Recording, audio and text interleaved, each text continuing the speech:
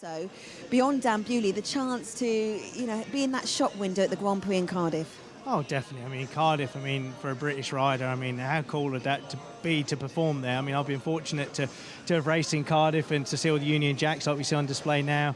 The noise is electrifying, and I've never experienced a buzz like it, even when you do track walk. The noise just follows you around. So that's definitely a cherry on the cake for the boys. They would love to be there. But first and foremost, they want to be British champion. That's what it's all about. They've built up to this night, and excuse the pun, but it's putting a bit of a damper on it right now. Well, being a bit optimistic though, because I'm obviously just staring at the rain clouds, it looks like it's calming down. It looks actually like it's stopped, Scotty. Can we get excited? Well, let's hope so. Like you said, until the boys go out on the track, fortunately the rain has stopped, and you were just chatting to me just now saying before we come back on air, would you be happy to go out? And I said, not while it's raining, because the vision is a problem and safety has to be the first port of call. I know Phil Morris and all the others will back that up. This track does hold the rain exceptionally well, so if the rain stops and stays away, then we've got a good chance of cracking on. So I was about to say, so if it now stops with the rain that is on the track, is that deemed okay? Without looking, it's difficult to say, and I think that's where the riders have to be united and go out there and have a look at the track, along with Phil Morris, the referee, and things like that. And it's like any sport. It's where the mind games can start to come into it. There'll be boys that don't want it on, and they'll start trying to get the heads of others. There'll be others that will feel, I've got a bit of an advantage here. I'm happy to ride in the bad conditions, so they'll be egging some of them on. So there'll be an awful lot of mind games going on right now as well. And we're looking at Phil Morris going out, sussing out these conditions and whether it's safe enough to ride. You've also got the other thing is that we're coming really into the business end of the season in terms of the playoffs. You don't want any crashes and any jeopardy for that team title either. No, you certainly don't. And like we said in the build-up to this, like Kel said, the boys grow horns, and trust me, they do. The first turns, all of a sudden, he was my teammate or my mate, and next minute he just whacked his elbow on my head. It's one for one. It's all out for victory, and that's what the boys are up for. But like I said, the teams, and we've had a bit of bad luck this year with weather. Some of the boys, I know, like Carl Howarth, I think he's had 17 rain-offs this year. It's been very unpredictable, which does put an element of pressure on to get the fixtures done as well. Yeah. Now, we know that, come October, we're just dancing with the unpredictability of the British weather, but you hope in the middle of August that it would be okay. Calvin and Steady, these are desperate times. We really want to get this British final underway. What are you guys thinking? Well, I'm thinking very much the same, Abby. I think that, at this time of year we are, particularly this summer we've had so many rain-offs. We're less than 3 weeks away from the British Grand Prix, of course, so dates to rerun and restage the British final are limited. So if we can get this meeting on if at all possible, of course we're going to try. But there does come a point where conditions just deteriorate to a point, Simon, where you have to say enough is enough, and safety then becomes a serious issue. I think that the last downpours really has really affected the track quite badly. Looking at the start line, there's a lot of excess water on there. Obviously, we're looking at that right now. So, look, you have to go in and think about rider safety. I understand it from a promoter's point of view that there's significant fixture congestion, and they would, in the event of a rain-off, need to find another date for this fixture. But it has to be safe for the riders first and foremost. I agree with that. As a rider, if you were down in the pits, obviously the conditions are far from ideal, but I would suggest you don't want to allow yourself to sort of switch off or just consider I don't want to ride in it, because at the moment this meeting is still very much on. Well, yeah, as you say, Calvin, you will well know this, that as a former rider, the meeting's on until you get told otherwise. You have to stay in the right mindset. It's obviously a hugely important meeting, something that all these guys are going to want to try and win. So they need to stay in the zone, and until somebody says it's off, you need to be ready to go. Absolutely right. So riders just preparing themselves down in the pit area. There will not be a parade. We'll go straight into heat number one when we are at just after 7:30, but right now the rain has eased off a little bit, and we're just keeping our fingers crossed that we will be able to get underway as and when. We may have to have a few pauses for some track grading, but right now we'll pop back down to Abby and Scott. Thank you, guys. Phil Morris, there can't be a harder worker in British Speedway and in World Speedway. He's earned his graft, isn't he? And in that white shirt, it could be, might go past the curfew at 9 o'clock in a minute. But how is it still clean? Is the question. It's unreal, isn't it? But he's a tough lad as well. I'm freezing. He's just in a shirt. But no, you know, I have to echo what Simon Stead and Kelvin Tate just said then. That obviously rider safety is paramount. That's the first most important thing, is that the track has to be safe, and sometimes conditions can take that out of your hands. They're doing the absolute best to get that excess water off the start line and on the track, because vision, when it's like this, even with the rain stopping, will be a problem.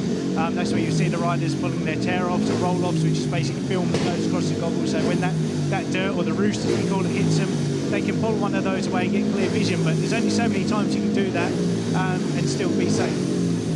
And all these people, obviously, that come out as well to enjoy the Speedway. You've got those people to think about too. Yeah, you have, and there's no question. Look, we always want to be positive, but the weather will have had an impact on the crowd, which is really sad for the boys. You know, this is the pinnacle of the season for a lot of these boys. This is the biggest event they'll compete in. To have a mega crowd there really helps elevate that situation for them. But obviously the forecast has not been good, but you know, we're here, we have to do the best we can to get the meeting on. Now, when we're talking about, I loved Calvin's the idea that the horns come out British Final. That's one guy that you know will be gunning for it. Just wanted to say that I think I can see his hat lifting up as those horns are starting to grow right now, because, yeah, Chris Harris, look, you know, we've been arch rivals over the years, and we've had our times where we haven't got on, but we generally get on, and yeah, that man, this won't faze him. He's one that will definitely elevate his game. He actually looked quite cool, calm and collected, didn't he then? He's a three-time previous British champion.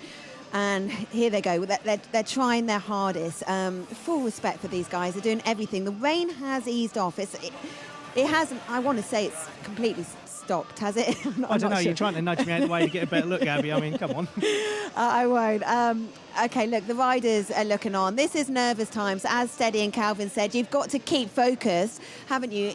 Because at this stage, it's still very much happening. It is, and it's a very apprehensive time for the boys. And like I said, there will be the mind games, and there will be the boys that mentally will start to switch off, because in their head they think, oh, there's no way this is happening, or I don't want it to happen. And you know, that can really unsettle it. And some boys are very, very good at having that ability to actually switch off for a moment and then switch it back on.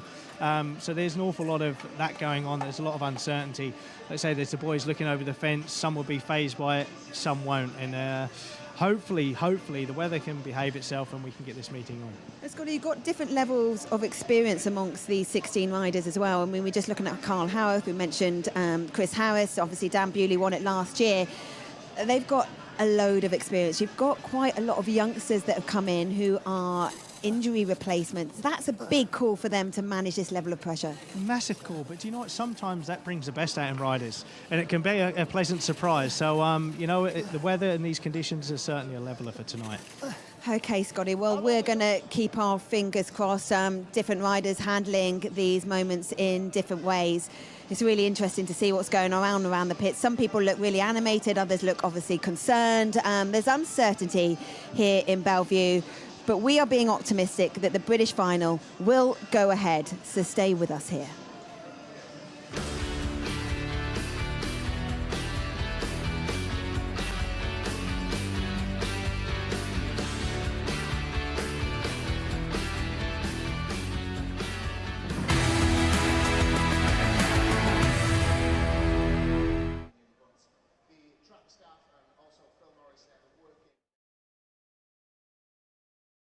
It's the pinnacle of British Speedway that community comes together and celebrates it. And I'd been pushing hard from 2002. I remember drawing gate 4 and thinking, no, I'm not going to let that deter me. I don't care. I can't, you know, I've got to put it behind me. I've got to deal with it and I've got to get on. So I, you know, made a couple of tweaks on the bike and just thought, right, here we go.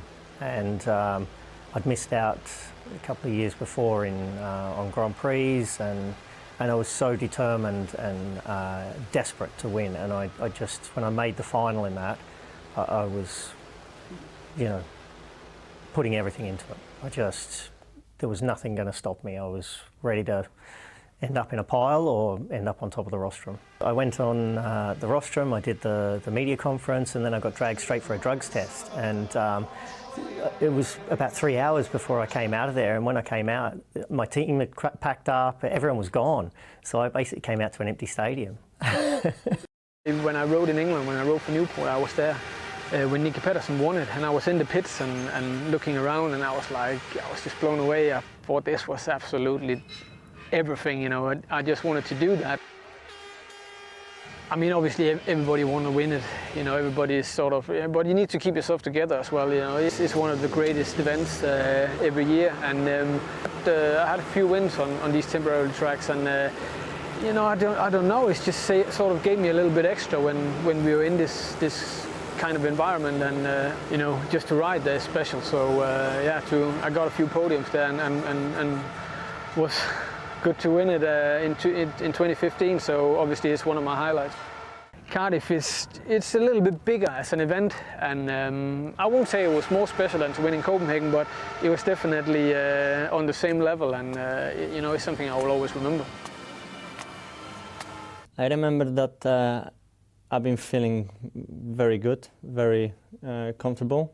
I was believing in my bike, and I think even final was stop and go again. So I knew that I choose wrong spot. So when I go to my mechanics, they says, oh, maybe we change something, and I was pretty sure that if I will choose different spot, everything will be fine.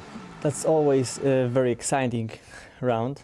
I have many friends in England, many actually Polish people living here, so we always have huge support. And of course, this is very, very big round, big stadium. We know how English people react, mixed with Polish people, so I'm very happy to be here. Winning it the first time, it's just, you know, 2004 for me was epic, and they just got better. You know, to be a three-timer, or whatever we want to call it, I mean, there's not many guys who have won Cardiff that many times, and so I feel really privileged to be in this group of guys. But for me, like, it's epic. I mean, Cardiff, like I said, there's something special about Cardiff, and no matter where you go in the world, no matter what GP venue we go to, there will never be anything as great as Cardiff has been for me as far as riding in this most amazing atmosphere.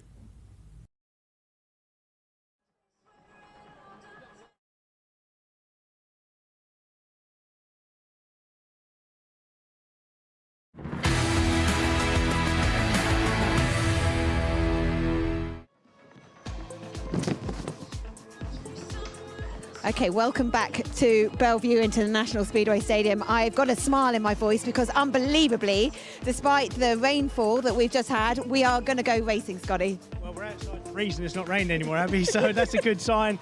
These boys in race one, they're probably going to feel a little bit apprehensive, but yeah, feels ready to crack on. Let's hope the track is safe and we can get a good night's racing. Yeah, it was that moment just before we came back from the break that Phil ran through the pits and was like, come on, come on, come on, and suddenly his booming voice has just prompted everyone to come out. It's almost time for push-off and heat one. I can't believe actually we're saying that. I don't know, it's great. Let's hope it's good. Like I said, those boys are going to feel a bit of apprehension. Carl Howarth of Gate 4 may have his work cut out, but let's hope not for his sake. Okay, it is time to go racing in the British final. Your commentators tonight, Simon Stead, first Calvin Tatum.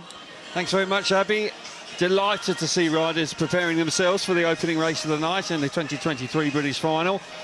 Conditions are far from ideal. Let's keep our fingers crossed that all is well out there. There will be apprehension. Riders will be a touch concerned about these conditions, Simon, no question about that. Yeah, they will. I think the track is certainly a leveller. There'll be some riders here who will think that this is potentially the best opportunity of beating Dan Bewley to top spot, because there's no doubting he's the favourite for tonight's meeting. But it'll be interesting to see. There'll be a lot down to bike setup and who gets it off the start first. Yeah, starting, I suggest, will be at an absolute premium. The spray coming off the back tyres will be an issue for visibility, particularly at the early stages. Let's just hope that the rain now stays away and we can crack on and the track will improve. This track is remarkable, the way it drains. I sense that any other track in the UK possibly wouldn't be going racing, but let's just hope that we get 4 laps in and everybody remains safe.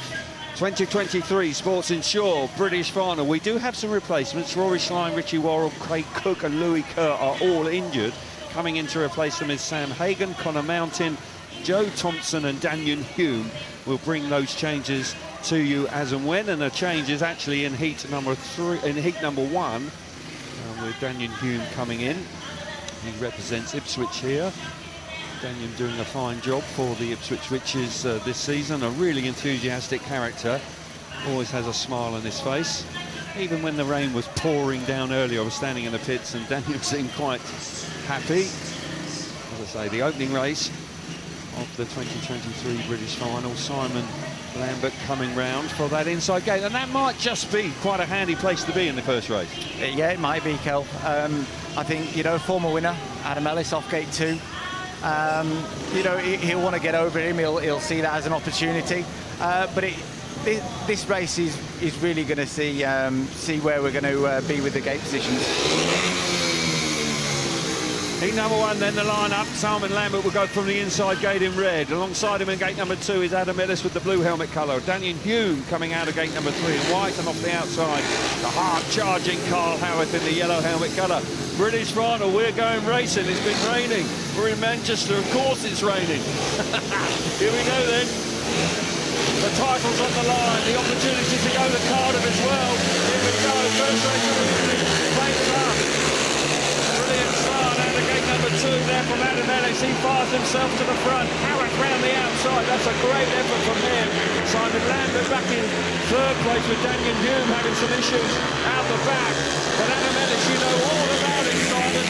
He's a former British champion. Yes, super start from Adam out of gate 2. A really good start actually from Kyle off of gate 4 to get across and get himself in the point scoring position. But a really strong start from Adam, and he'll be super happy with that. It was. Remarkably, this track is riding really quite well. Adam's going great out in front. Carl Howarth giving chase. Simon Lambert now tailed up in 3rd place. Yeah, I think this is a minor miracle. The rain we've had throughout the game has been just horrifying at times, but Adam Ellis clearly fired up, is riding beautifully out in front. Down the back straight for the last time in the opening race of the evening. Splashing through the puddle through turn 3 and 4. Fine effort from Adam Ellis. Wow, had that track behaved itself? Very good ride from Adam, and actually the track's rode pretty good considering the weather that we've had. A really good start from Adam, fabulous start from Kyle off of gate 4. We thought that was going to be probably the most difficult gate position of the night, but he made something of it, which will be great for his confidence. Indeed it was. Adam Ellis gets his championship charge off to the perfect start with 3 points in the bag, with a terrific ride out in front, and as you rightly say, Carl Howarth did very well to come around the outside there in these challenging conditions. So Adam Ellis out in front, 3 points for him. Carl Howarth back in 2nd place, 2 points. Simon Lambert picks up the 1 point for 3rd place, and Daniel Hume had some sort of issue there. We'll watch it once again. Take us through the replay, Simon. Yeah, watch from the start. A really strong start from Adam off gate 2, straight across Simon Lambert. And look, Kyle off of 4, that's really difficult, especially in these conditions, but he needed to get himself in a point scoring position. Knew if he could get across the top of them, he'd get himself into 2nd there, which I think is a really good result from a tough gate 4 position. Yeah, he did very well indeed, and Carl will be pleased with that. You can see the spray there just coming into vision. You've got to stay out of that if at all possible, and he did remarkably well, overtaking Wilby at a premium in these early races. But for Adam Ellis, he gets his championship off to a great start. A proud guy. He won the British Championship in 2021, not too long ago, so he's got off to a good start. And Bewley there just having a smile with him. So heat number 2, riders approaching the gate now. We've got a youngster out here in Sam Hagan coming in as a replacement here for this evening. Massive moment for young Sam. He rides for the Birmingham Brummies and the Colts here as well in the National League, so he knows the track very well. Got the inside gate. He'll be feeling it. Danny King, a former British champion, of course, who won in the wet in 2016, so he knows what it's all about. And Danny King could be a bit of a... well, he could have a good chance. I'd sense he could well be right up for the challenge. I think he will be. Heat number 2 then, Sam Hagan off the inside in red. Connor Mountain out of gate number 2 in blue. Danny King, former British champion, coming from gate number 3 in white. And Tom Brennan, who finished second last year and rides for the Bellevue Aces, goes from the outside in the yellow helmet colour. And Tom Brennan will fancy his chances. He's right up for it. Yeah, he will. He'll take a bit of heart from Kyle Howarth's start in the first heat off of gate 4, so he'll want to replicate that and hopefully go one better. Yeah, he had a great British Championship last year. Got himself on the rostrum, so he's looking to do something very similar. Very keen to go to Cardiff as well. Great for us. Danny King's had a massive start from day 3. Just what the doctor ordered for King. Round that first corner, 2016, he won in very similar conditions. Charges away down the back straight. Tom Brennan coming through into second place. Connor Mountain back in third. Side gate. Crikey, he's covered that at the back. But Danny King, very sharp away from the tape. Yeah, and there's no doubt in conditions are tough, Kelvin. It's really difficult when you're behind, but he's making starting a premium. He's not pulling away from Tom Brennan. He looks really good in second place, but ultimately it was off the start, and Danny King did what he's good at and made a pearler from gate 3. Tom Brennan's got lots of speed. But you're right, if you moved off the line, it's come through some dirt there, it's put it tear off. Danny King riding a savvy line out in front. You've got less than a lap to go. Danny King from the Ipswich, which is out in front. That start has proved to be absolutely vital because Brennan was very threatening there early doors. King starts and starts. Nice ride. Young Sam Hagan at the back. I mean, crikey, they got some cleaning to do. He's covered from head to foot.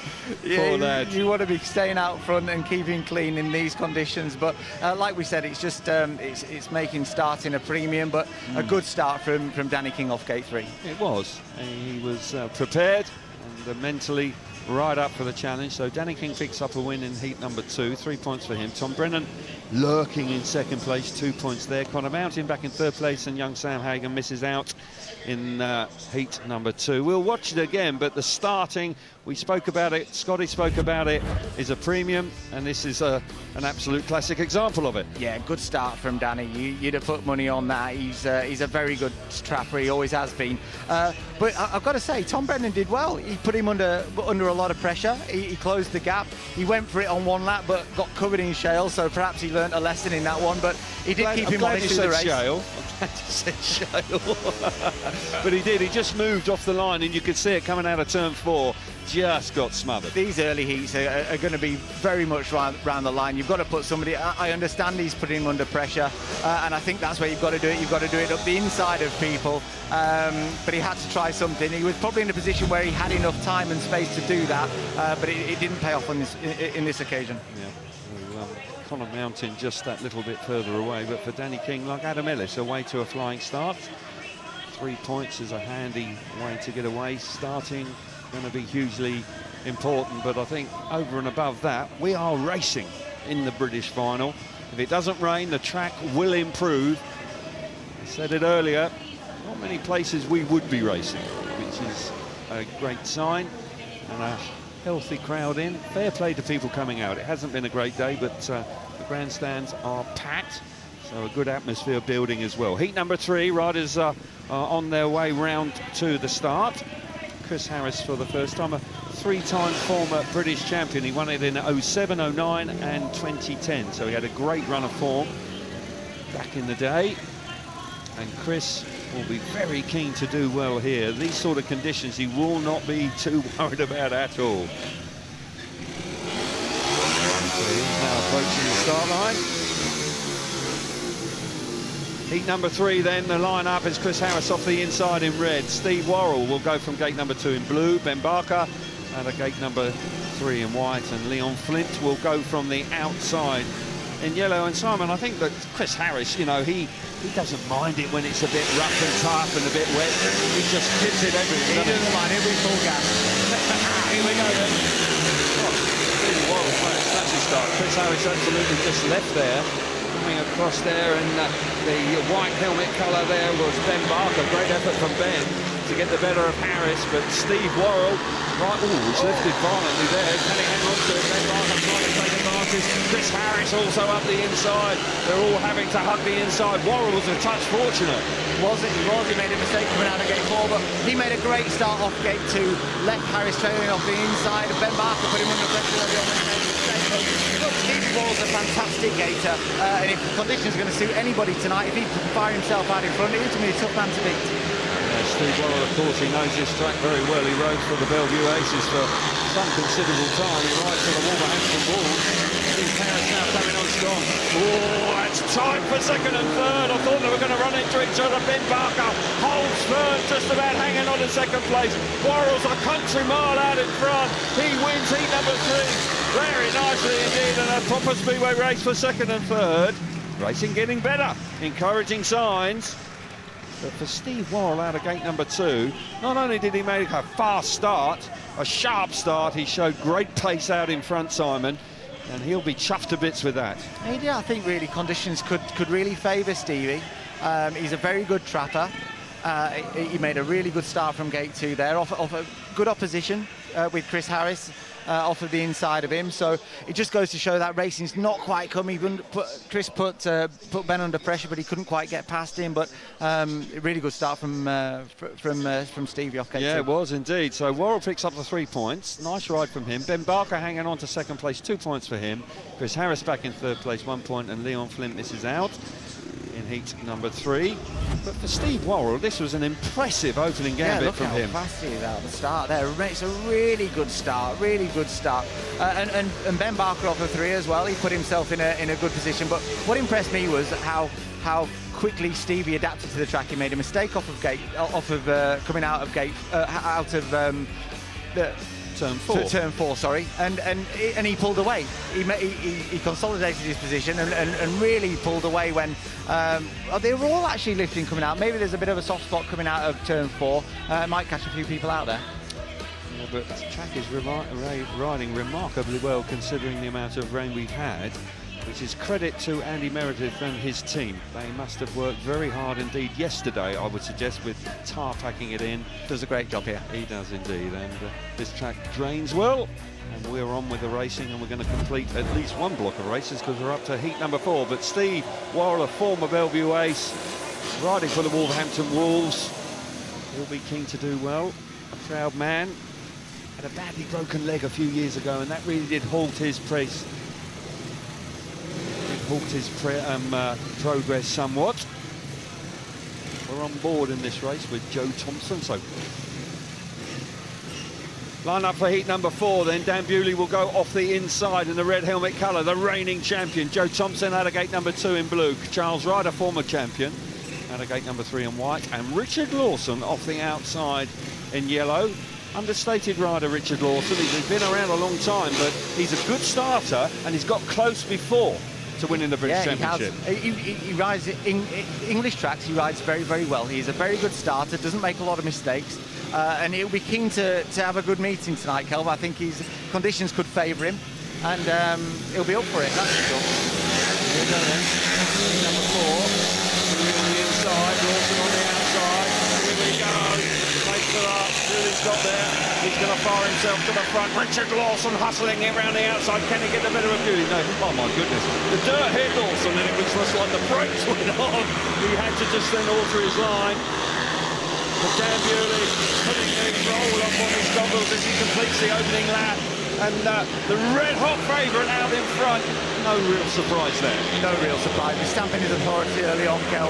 Really good start off of gate 1, something we've not seen tonight. We've not had a winner off against gate 1 fired out, so really strong ride from Dan. You would expect it, but these conditions could catch you out. Yeah, Richard Lawson keeping Dan Bewley honest though. He's hustling it in second place. Charles Wright. Of course, another Bellevue ace here. Ooh, lifting on. Into the last lap, Bewley looking silky smooth out in front. I hope that's the one commentators go. He's gone further away there. Really beginning to wind the start on. He'll be pleased with this. And full use of the inside gate. Reigning champion trying to defend it here. Gets off to a flying start. Richard Lawson was going great guns first half of the race there. He was right on his tail, but for Dan Bewley, the red-hot favourite coming in to this particular meeting. He rode in Riga, of course, on Saturday night, was riding in Poland yesterday for Wrocław in the Extraliga, dashing back to the UK to ride in the British Championship tonight. Fair play to him. 3 big points for Dan Bewley. celebration lap. A nice round of applause for him. Second place is Richard Lawson, 2 points for him. Charles Wright back in third place, 1 point for him. And young Joe Thompson just got completely filled in and failed to score. But let's watch it again. Yeah, good start from Dan Bewley. He dominated that first corner. Fair play, Richie. Richie had a decent start from gate 4 as well, but like you said, Kelv, as soon as that dirt hits you, you filled in, you get stopped violently by the excess material on the track, and it gave Dan Bewley an opportunity to get out in front and keep himself clean. We'll keep an eye on this, because obviously Joe Thompson, suddenly it goes dark down the back straight, but that just gives you an indication of what it's like if you're trapped at the back. But for that man, he wasn't. Dan Bewley was out in front, just clean as a whistle. But right now, let's get some reaction with Scotty. Yeah, thanks, Carl. I'm Daniel Carl Howarth. Carl, you're out in race 1. How are conditions? Yeah, it's obviously tricky. Mother Nature's played its part, and it's rained all day here, so it's very wet, but it's what it is. We've got the meeting on. Starts are going to be crucial tonight. I know starts are, but tonight is just more important. Getting out in front, trying to get that dirt out your eyes, and just tick away. Yeah, more so, Kelv, just said in commentary there, it's obviously getting heavy on the outside. How do you see the track developing? Yeah, it's obviously, now they've had 4 races, there's a bit of a line coming on the inside. It's still very sloppy on the outside, but I think eventually as the night comes on, the outside will come to play, and I think it'll be, like I said, just then critical, make a start and get to that dirt line, and then obviously you can tow. So I don't obviously think you'll be using all the track tonight with how the weather is, but we'll see. We'll find out. So look, you put your teeth back in and get focused on your night's job. Thanks, mate. Thank you. Back to you, Abby. Scotty, thank you. Well, looking around the pits, so many guys just brushing themselves down. It was actually seeing Leon Flint. He was absolutely filthy. We are racing, though. That's the most important thing. And after this, it will be Heat 5.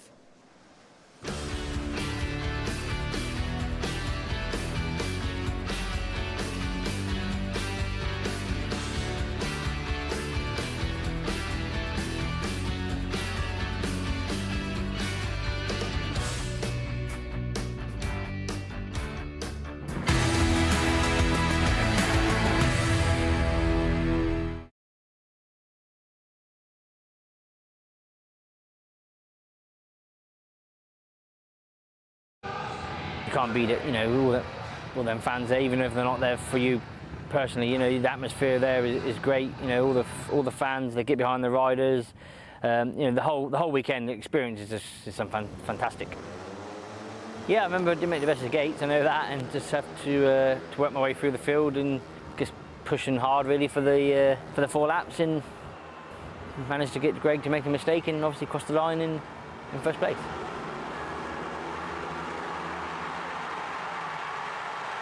Oh, it meant the world to me, especially with the guys in that final. They, you know, they're legends of the sport, and you know, to have Jason next to me and Greg, it was then picking up on their shoulders. You know, it was a fantastic gesture from them and feeling, and yeah, to win my home one, it was, you know, there's no better feeling in the sport. Yeah, it comes up a bit on your timeline and that for Facebook and things like that. But yeah, I don't watch it too much because I don't want to, you know, get carried away with it. But yeah, it's always in the memory, and it's always there if I need to inspire myself to pull my finger out. Well, that was a special thing, you know. That was the year actually become world champion for first time, and that was one of the steps, you know, through the career, you know, to actually continue winning the Grand Prix and to win it in Cardiff, you know. I could take that away. That would be something special that I wanted to be part of that. All the riders at that time, you know, I was looking up at, you know. You look back at Tony Ricard and Worrall and Greg and even Belle and Lee Adams and all those guys. That was guys I was looking up to, you know, and all of a sudden I was kind of beating them. So I know Copenhagen has been big to me also, you know, but Cardiff is the biggest stadium, you know. The stadium is right in the walking street, you know. It's 2 minutes, then you're in the pub or in the restaurants, you know. It's the fans are so close to you. A lot of things going on in that weekend, so it's always a tense weekend, but it's definitely one of those things, you know. I still remember, you know, I probably did it more than 15 times being part of that, and one of the reasons why I'm here again, because I really think that's a fantastic event. I'm very good memories about Cardiff for me, because I'm been the 4 times in the final and 1 time the win. I'm very happy and proud about this, because I'm maybe not so the best meeting for me, but I think so the top 3 in my head about the best Grand Prix. Because I remember the not so good start in the season, and I say to boys, I remember I will see what happened tomorrow, and I'm tomorrow win. So, you know, I think so the Cardiff is so special stadium, special atmosphere, and special track for the all Speedway guys. And so, yes, I think so the most beauty place on the for this moment on the Speedway. Will be your lineup for heat number 5.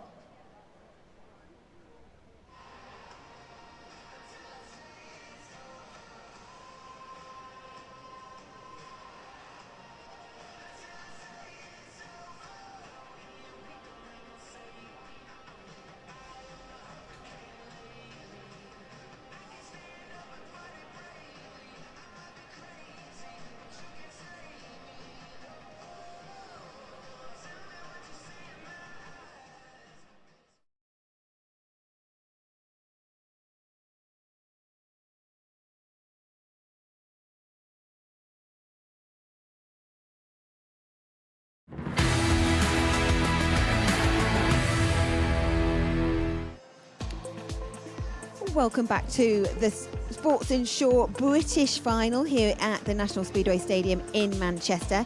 A reminder of the other sport coming your way. It includes football, the Super Cup, Man City versus Sevilla, TNT Sports 1 Wednesday at 7 o'clock. MotoGP is round 10 and they'll be in Austria, the Red Bull Ring. And that's also TNT Sports, but this time 2. TNT Sports 2, Friday, 8 o'clock the coverage starts.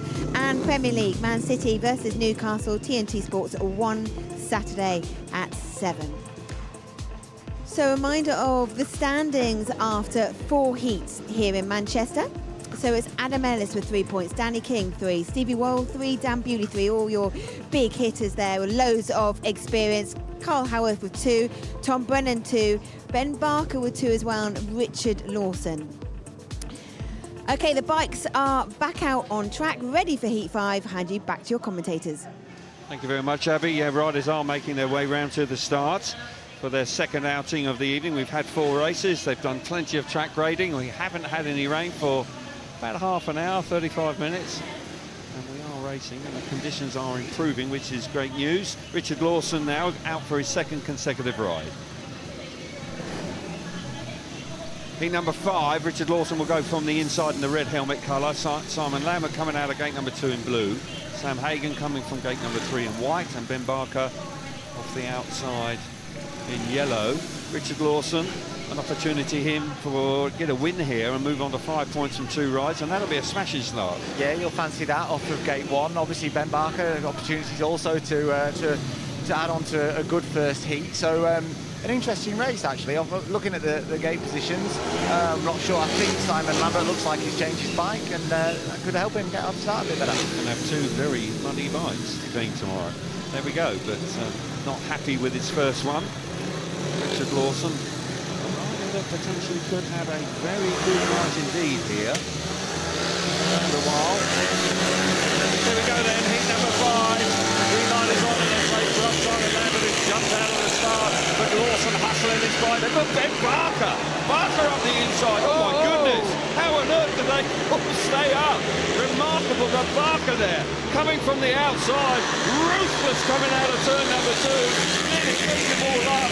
Fell a little bit there for Lambert. Lambert was the meat of the sandwich, but Ben Barker out in front, solid second place first time out, looking like a winner right now. He looks really good out front of. Strong first corner from Ben Barker. Didn't quite make the start, turned it back, ruthless off the first corner, punched everybody up. Simon Lambert meeting the sandwich almost went to the back. He did indeed. He did very well to stay upright. Barker going back in front. He's going to move on to. Oh, he's nearly off the bike. Can Richard Lawson take advantage? Sneaking up the inside. How on earth did Barker save that? The backside was let go on him. Leg trailing through the last corner, and Barker hangs on. Action back. Oh, Richard Lawson thinks he's got another lap to go, but he hasn't. But for Ben Barker, a second and a win, albeit he did nearly throw it all away there on the last lap, going into turn 1 for the final time. But for him, he'll be absolutely delighted with that. And a tough first corner. When we see it again, it'll be smashing to see. Ben Barker, 3 points for him. Richard Lawson back in second place, 2 points. Simon Lambert back in third, 1 point for him. And Sam Hagan misses out in heat number 5. Tell you what, Simon, this was some first turn from Ben Barker. And how did they stay on? I'm just watching Ben here. He's had a look over his left shoulder going into turn, realises he's not quite made it over the top of them, turns it back and goes right round the inside of it. Richard Lawson, how he stayed on, then clatters into the side of Simon Lambert, who was the meat in the sandwich. He goes back to last for a moment, managed to secure third place again. But Richard Lawson obviously wasn't happy going over the start and finish line. No.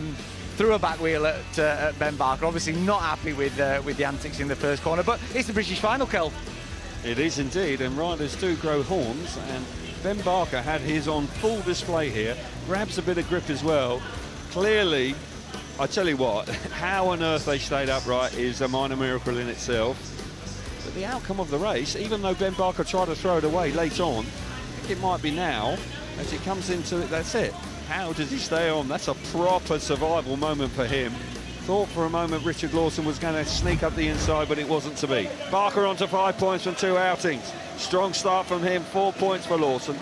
Heat number 6, and riders are up at tapes. Here we go then, the line-up. Joe Thompson off the inside in red. Chris Harris out of gate number 2 in blue. Adam Ellis, a fine ride from him first time out of gate number 3 in white.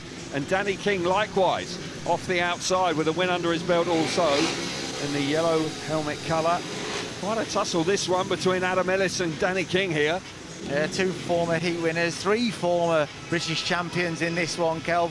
Chris Harris will be desperate to get some points on the board after a disappointing first ride, and equally Ellis and King will be wanting to put some more points on the board after a really good start.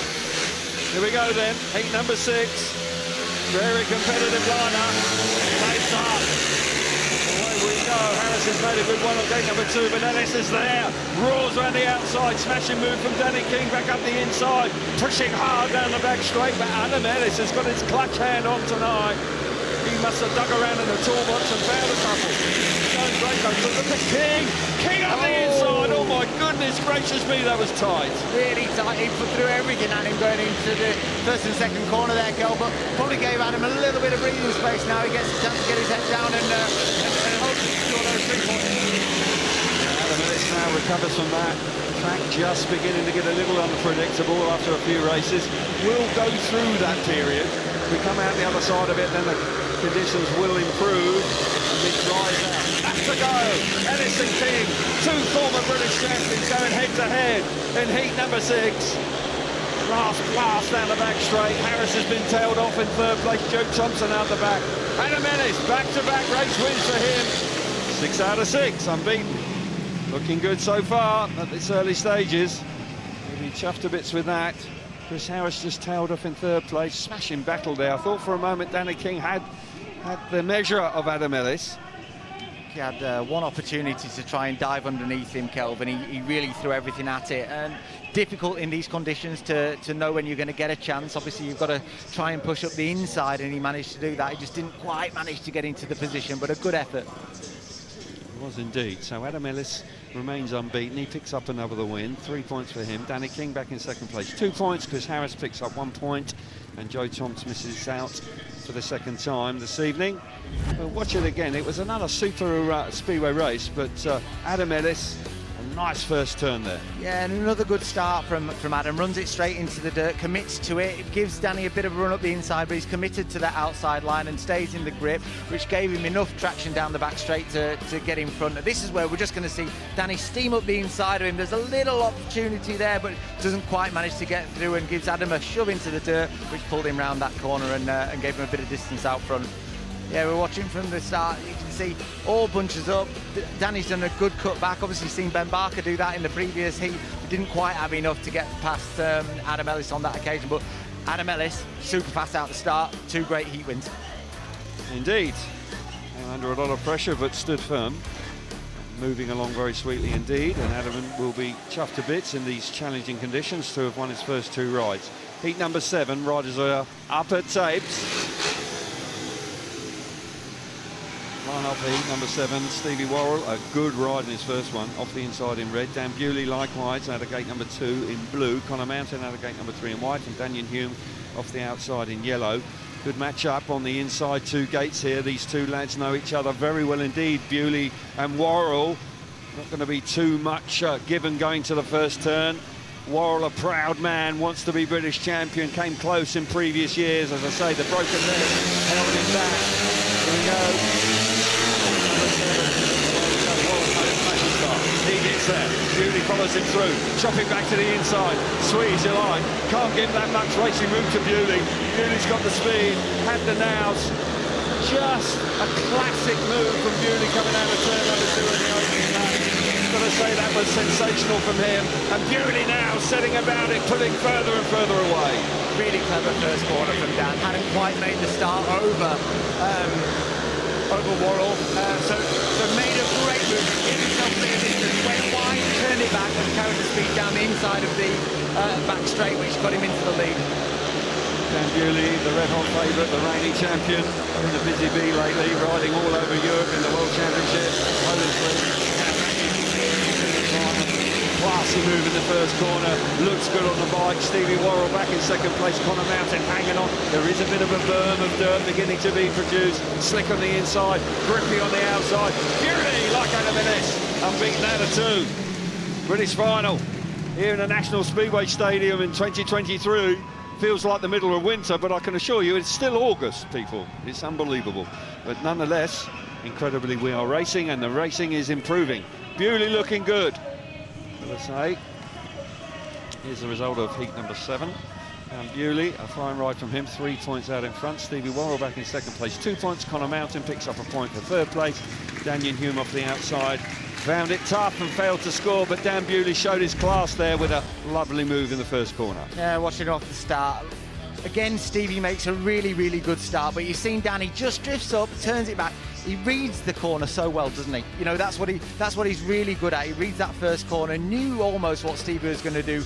Stevie knew he had to drift off the line, but it gave Dan a real good opportunity to turn it back. So, very, very strong race. And look, by far a disaster. If he could do that again, Worrall, hindsight being a wonderful thing, should he have covered that move? Should he have been aware of it? Or it's just the way it panned out? Because the door did open there, didn't it? It did, but I struggle to think that he did anything wrong, really. He drifted up, he put himself in the dirt. Perhaps he didn't quite commit to it as much as Adam did in a previous race, which gave him a better run off of the first and second corner. But with somebody so quick to Dan, it's hard to know what he's going to do. And I think 2 points for Stevie Worrall in that race, 5 from 2. It's a really good start. First 2 go straight through to the final. Line up for heat number 8. Carl Howarth will go from the inside in red. Tom Brennan out of gate number 2 in blue. Leon Flint from gate number 3 in white, and Charles Wright off the outside in yellow. Just let me bring you the information you require. Top 6 is what it's all about. First 2 go straight to the grand final. The next 4 will have a qualifier, and the first 2 from the qualifier will then join first and second from the qualifying heats for the shootout for the British Championship here. Heat number 8 will complete the second block of races. A good start on the inside. Around the outside comes Charles Wright. They're hustling down the back straight. Oh, nothing to choose there. Charles Wright tried awfully hard, runs into some dirt, but Howarth was not for moving there. Just squeezed him up enough. Brennan is back in third place. But Carl Howarth, you know a lot about Howarth, and this is exactly what it's all about, giving 100%. I say we revel in these conditions, Kelvin. He's not scared. He rides big fast track at Sheffield every week. Look at when there's plenty of dirt down there. He's giving it everything. These 2 out in front, they're good friends, but they're not going to manage. Out in front, Charles Wright giving chase. A great win for him just a few short years ago in this very track, in this championship.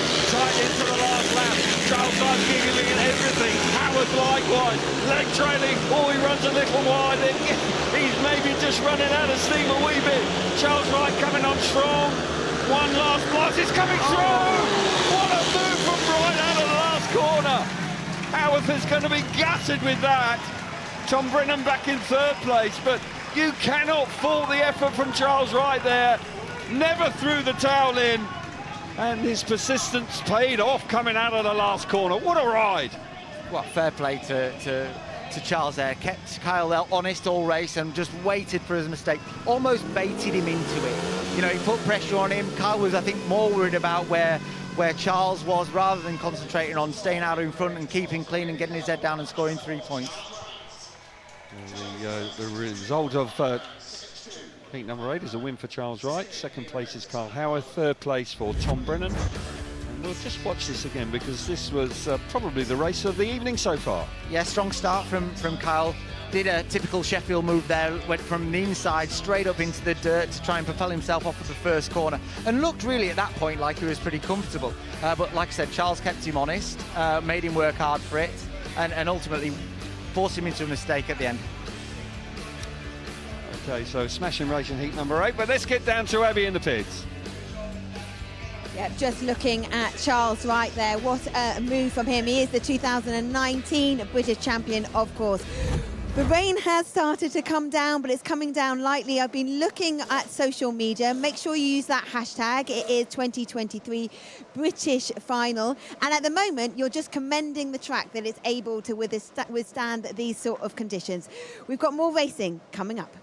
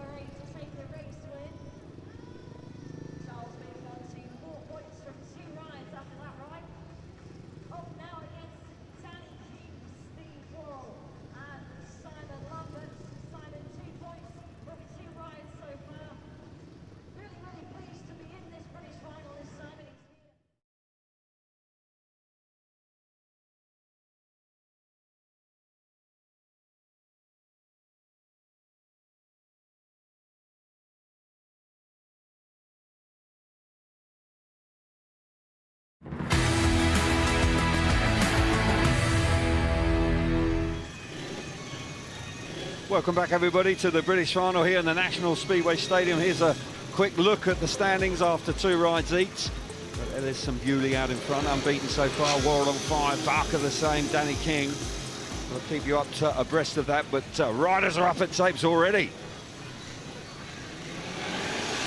Number 9, the lineup, Danny King on the inside in red, Charles Wright out of gate number 2 in blue, Simon Lambert from gate number 3 in white, Worrall from the outside in the yellow helmet colour. Good looking in this one. Away he goes. Into the first turn. Danny King's made a smashing start. Simon Lambert round the outside in the dirt. Wow, look at Charles Wright coming through. He is on fire now. He rode beautifully in the last race. Oh my goodness, they're out of shape at the back there. Danny King having all sorts of problems. Stevie Worrall coming on. Charles Wright cuts his nose off, but the surprise package here is Simon Lambert going great guns in front. Simon Lambert, what a start. He actually made a pretty good start in his last heat, but after that change of bikes, it looks like he's had a real change of fortune. That's a great ride and a great start from Simon. Simon Lambert going great guns in front. Charles Wright now beginning to wind it on. He's pulled away from Danny King. What a feel for, sorry, excuse me, not Danny King. Worrall back in third place. King's going to miss out this time. Simon Lambert with less than a lap to go. Just beginning to feel a little bit tense on the bike. Through the last corner. Sits down on the seat. What a ride. He loves that. Charles Wright back in second place. Stunning move in the opening lap. Looks like he's going to do another lap. He's having fun. Simon, you've won it. So it's just beginning to sink in now. Fair play to Simon Lambert. That was a smashing ride, and the results are here now. Simon Lambert, 3 points out in front. Terrific stuff from him. Charles Wright back in second place, 2 points. Stevie Worrall back in third, and Danny King misses out there. That's a bit of a surprise, but the surprise package there, and without question, was Simon Lambert. What a ride. look at him. He pops off the start there, really strong, got his head down, working it to the first corner, puts himself out in the dirt. The track grader's just been out and produced some more material out there, commits to it round the first corner, sets himself really well, gets out in front, gets some fresh air, makes it difficult for everybody behind him. Yeah, smashing ride from Simon Lambert. He'll be chuffed with that, because this first move, the bike was pulling his arms off. I mean, it really was, but he utilised it brilliantly. There's a bit of a scrap going on behind, and Danny King running deep here, Simon. He just gets completely filled in, but for that man, smiles all round for sure. Well done. Yeah, brilliant stuff. So moving along very nicely indeed. Line up for heat number 10. Leon Flint from the inside, looking for his first points of the evening in red. Sam Hagan the same out of gate number 2 in blue. Dan Bewley will go away from gate number 3 in white, and Adam Ellis off the outside in the yellow helmet colour. 2 unbeaten riders on the outside, 2 starts. Could be quite a tussle here. Of course, Adam Ellis actually lowered and beat Dan Bewley to the championship just a couple of years ago in 2021. It was a bit of a turn up for the books, in truth. Dan Bewley was looking like the winner, but Adam Ellis had other ideas. He was riding really well that year. I kind of fancied Adam that year, Kel. We just had something about him who was riding really well and just sneaked it in the final. Indeed. Quite a tussle, but that outside gate has proven to be a bit of a challenge, but clearly some grip in that first corner. You might be able to roar around the outside. Here we go then. A smashing start. Dan Bewley's at the back. Adam Ellis on fire here. Unbeaten so far, is out in front. Work to be done for Bewley. Bewley coming around the outside. Oh my goodness gracious me, that was brave, and he has got completely filled in. Meanwhile, Adam Ellis is out in front, and Dan Bewley, really and truthfully, is not going to get amongst the points from there. A great start from Adam, really committed off that race. Worked his way across Bewley, the hard work done, then committed back to the outside, gave himself a really strong run off the first corner, left down in no man's land, and he got covered in shale. Bewley beginning to make his mark. Leon Flint is in second place. Bewley now coming up into the side of Sam Hagan. That could be a very useful point for Dan Bewley. Well, Bewley's made up some handsome amount of ground there. I didn't think he'd make any points at all here, but he has done. But the star performer out in front, Adam Ellis, 9 out of 9. How about that? He looks like he really does mean business here. That was a tough race, and he absolutely nailed it when he needed to. Reaction off the start line was just impeccable. Brilliant stuff from Adam Ellis. Remains clean. Dan Bewley's not. He is absolutely smothered. But he did well just to pick up a point. 3 points for Adam Ellis, 9 out of 9. Second place is Leon Flint, 2 points for him. First points of the evening. Dan Bewley back in third place, 1 point, and Sam Hagan back in fourth. Fails to score in heat number 10. But Adam Ellis, what a start that is, Simon. All the commitment, aimed across, full commitment in the first corner. Knew he had to get across Dan Bewley. Didn't want to get left out there on the outside, getting covered in shale like Dan did in turns 3 and 4. So really strong from Adam. These two are great, but Dan and Adam are obviously great mates off the track, but full commitment there from Adam. 9 out of 9. That's a really, really fantastic start. Yeah, looking very accomplished on the bike. Very confident as well. Conditions have not phased Adam Ellis, a former champion, at all. Number 11, riders preparing themselves. Tom Brennan will go from the inside in red. Ben Barker had a gate number 2 in blue. Danny Hume had a gate number 3 in white, and Joe Thompson at the outside in yellow. Ben Barker's going great. Tom Brennan needs to pick his game up. Second in 2022, rides for the Bellevue Aces, has started slowly, and Simon off the inside. He needs to now win a race to really feel like he's in the meeting. Yeah, I think he'll have been a little bit disappointed with his start so far tonight, but an opportunity off gate 1. Tough with Ben Barker off of gate 2, but an opportunity all the same to get out in front and score 3 points. Ben Barker's tough in the first corner. We've seen it already now. Here we go. He's number 11. Takes the right. Brennan's made it. That's more like it from Tom Brennan. And that inside, Ben Barker coming on strong. He comes into second place, a nice stride from him, but this is much more encouraging signs from Tom Brennan out in front. All sorts of drama going on there in third and fourth. But Tom Brennan will be pleased with this. Is exactly what he required. Yeah, he needed this. Strong start from gate 1. Knew that he needed to get 3 points on the board to make it a little bit more competitive. But by no means, Ben Barker's been so far so good this evening. Another 2 points on the board for him so far. Looks good as well, but a really important 3 points for Tom. Tom Brennan just had the 3 points coming into this race. This will be very handy in the 100-mile out of track. Third place with Joe Thompson at the back. It's very spread out. The track's just beginning to firm up a little bit, but Tom Brennan has relaxed on the bike now and he's gone further and further away. Much more like it from Brennan. He's in it now. Hugely important race for him, but he came good when he really needed to. At the inside gate, nailed the start, rode nicely out in front. I don't think he enjoyed the early stages, but quite clearly now, winning races is what it's all about, and he'll be feeling an awful lot happier about things after the conclusion of heat number 11. 3 points for Tom Brennan. Second place is Ben Barker. Ben Barker's going along nicely, 2 points for him. Danny Hume picks up a point in third place, and Joe Thompson missing out. We'll see the replays again. For Tom Brennan, an important stage after a slow start, but this is a nice start and a handy ride from him. Yeah, he needed that. Propelled himself well off of gate 1, made a clever first corner, had seen what Ben had done in a previous heat where he turned back and had an inside run, so covered himself really, really well, and never looked back really. Looked super comfortable out in front, probably made a bike change or 2. He's got a good pit crew with him, and he looked much more comfortable, and 3 points has made his points tally look a lot more healthy. Has indeed. Daniel Hume just getting a little bit out of shape mid-race there, but he did well to hang on to the bike. For Tom Brennan out in front, he'll be pleased with that. Moving along nicely now, 6 points from his 3 outings so far. Looking to make sure he gets in the top 6. That will give you a chance of the final. If you're in the top 2, you're straight through.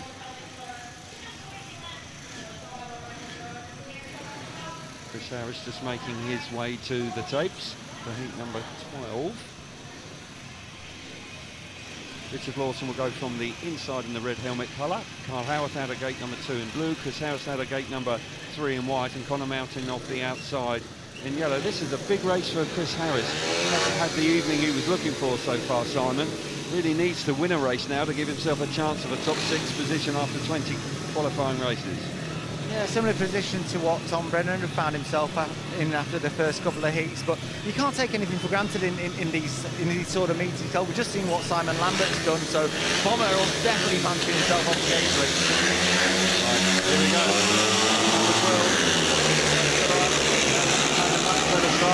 alongside. Oh, tight first turn, but Harris is in the dirt. He fires himself to the front. Lawson's up the inside into second place. Harris back in third place. Leg training going into turn number 3. Trying to chop back to the inside, but Harris finally gets his nose in front. And I sense from there, there's going to be no stopping him. He loves it, that bike. He's just putting his arms off. There's lots and lots of grip. We knew that was going to happen. Riders just beginning to utilise the middle part of the track. Going great goes in front. Yeah, much more like it. I mean, look, the range coming down is making the inside tricky, the outside firming up, getting more and more grip on there. Bomber will fancy that out there. He loves it in the deep stuff.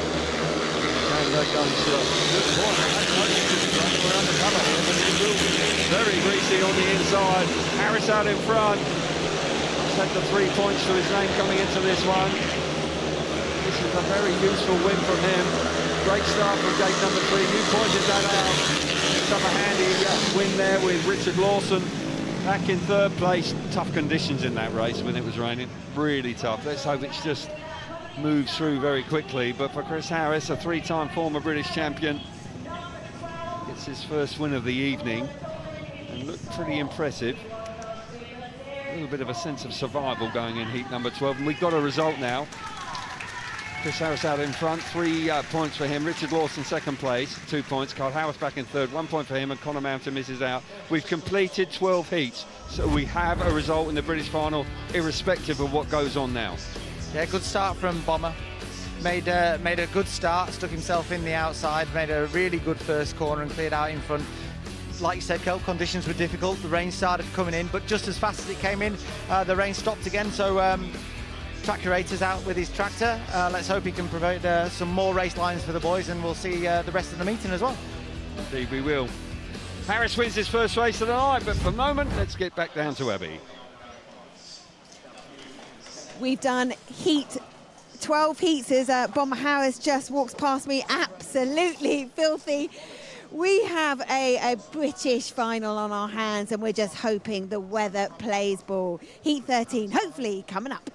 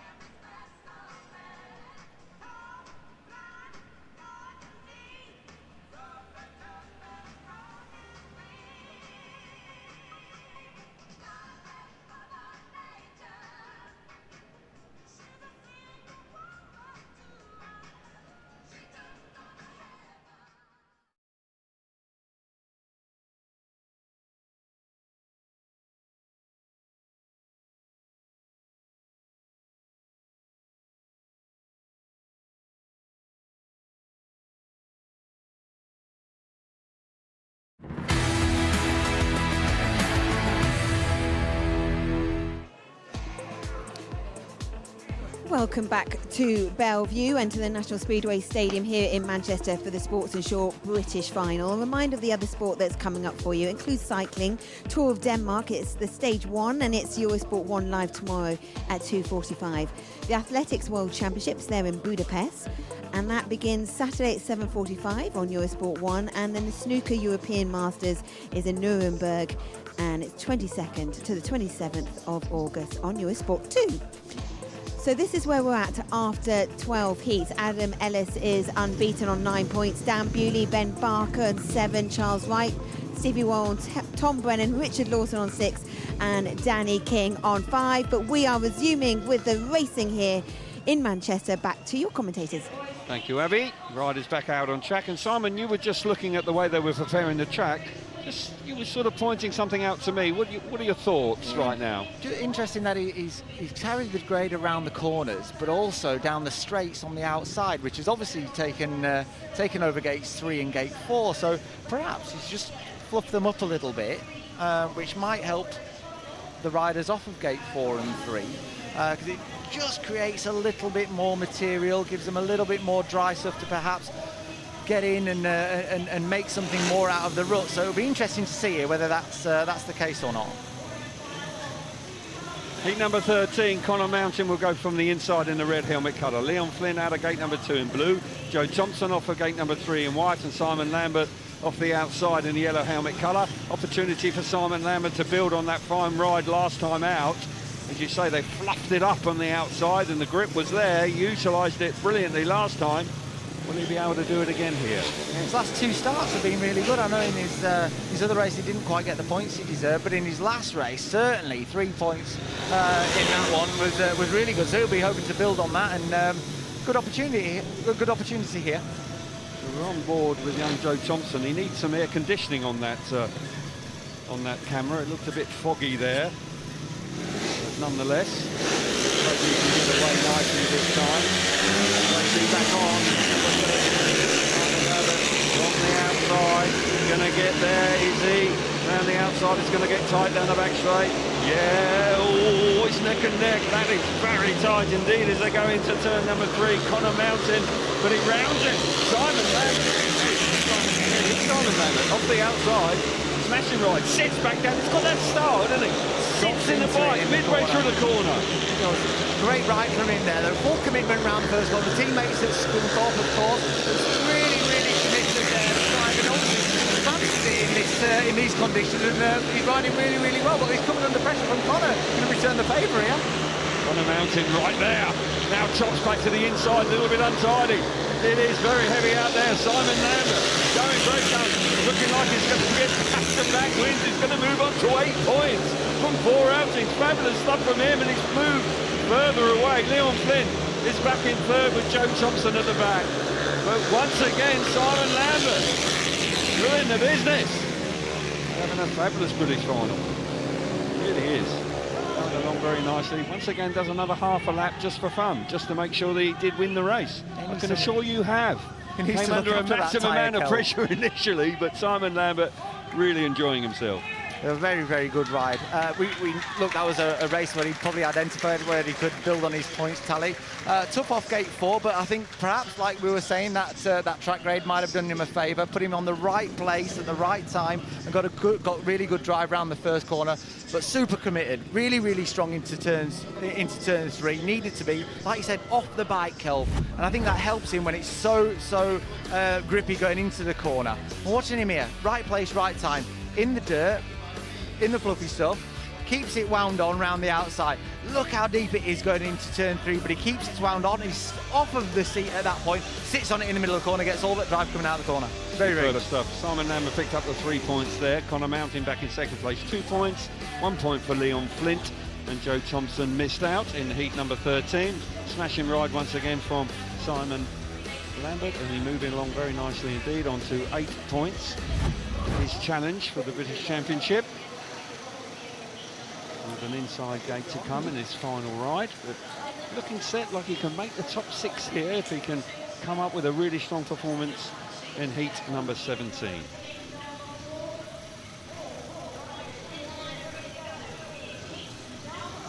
So unfortunately, that is the previous race there. It's heat number 14 now. We've got Adam Ellis off the inside in red. There it is now. It's with you. He's on 9 points. Gate number 2 in blue is Richard Lawson. Gate number 3 in white is Tom Brennan, and Steve Worrall off the outside in yellow. This is a very tough race indeed. All 4 riders in with a chance of the championship, in with a chance of the title, Simon. This is going to be interesting. Yeah, watching Adam here, he's trying to squeeze every last drop out of that gate 1 position. He was trying to sneak as far over to gate 2 as he could there, having a word with the start marshal, see if he can sneak a little bit extra off there, but I think he's been moved over a tad. But really, really good heat, looks a strong one, and Adam will be looking to, oh, he's changed positions. He's decided he's going up the inside of gate 1, so obviously Adam's looking immaculate out there, and I'll tell you why, because he's been in front all night long so far. Here we go then, heat number 14. There we go. Into the first corner, and Stevie Worrall's made a fabulous start off the outside. Ellis has come through into second place, but look at Worrall go. You get a good slingshot off that first corner, and you really can steal a march from the opposition. Beaten up a little bit last time. Here comes Brennan. Brennan comes into the picture. Fabulous move from him up into second place. Ellis trying to respond in third. Hey, Adam got caught napping on turn 3 and 4 there. Went from second to third. Tom had a really good grip down the inside. Adam was being tapped on the race winner, where he actually needed to get his head down and consolidate 2 points. But yeah, strong from Worrall out front. Looking good out in front, Stevie Worrall. This will put him right back in contention, and Tom Brennan's got better the longer the night's gone on. First time Adam Ellis is going to drop points.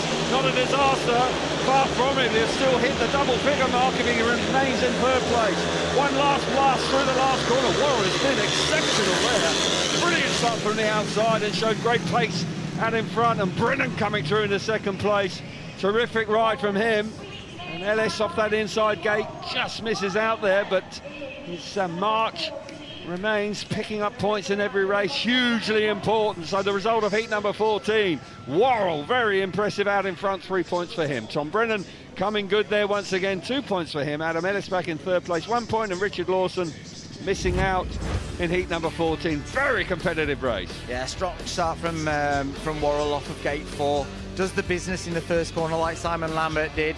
And I'm just watching here because I don't quite know what happened. It's just Tom's right round the curve here, gets all that grip off the inside, and Adam's mid-track, lifts a little bit off the first corner, off of turn 4, and goes back to third, so he got caught napping a little bit there when he perhaps should have been concentrating on trying to hold on second place. But a good ride from Tom, that'll be good for his points tally, but certainly Stevie Worrall out front looked class, maybe made some bike changes. Yeah, he had a lot of speed out in front. Moving on to 9 points now, Steve Worrall. Coming good at a very crucial time. He's had 2 outside gates and scored 4 points from them. But that's a decent score chart. You keep the last places off of it, you're going to give yourself every chance of going through in the top 6 at the very minimum. Heat number 15, Charles Wright on the inside in the red helmet colour. Daniel Hume out of gate number 2 in blue. Chris Howarth out of gate number 3 in white, and Sam Hagan off the outside in yellow. Sam looking for his first points of the night. Big step up for young Sam. Huge experience for him. But Chris Howarth out here once again. A good win last time, Simon. Needed it. Yeah, and off the same gate again, Kel, so he'll be looking at capitalising on that. Gate 3's looked pretty healthy so far, so he'll be looking at doing the same thing that he did off gate 3 last time out. He will indeed. Harris started slowly, but that last race just giving him a little bit of, that's tight. I'm sure the start marshals allowed him to get away with it. The light is on. Here we go. Bit of movement there, Harris. Into the first corner, Charles Wright gets there. Round the outside comes Daniel Hume now. Brilliant effort from Daniel Hume. Now Chris Harris coming through into second place, but Charles Wright, oh my goodness, how tight is that?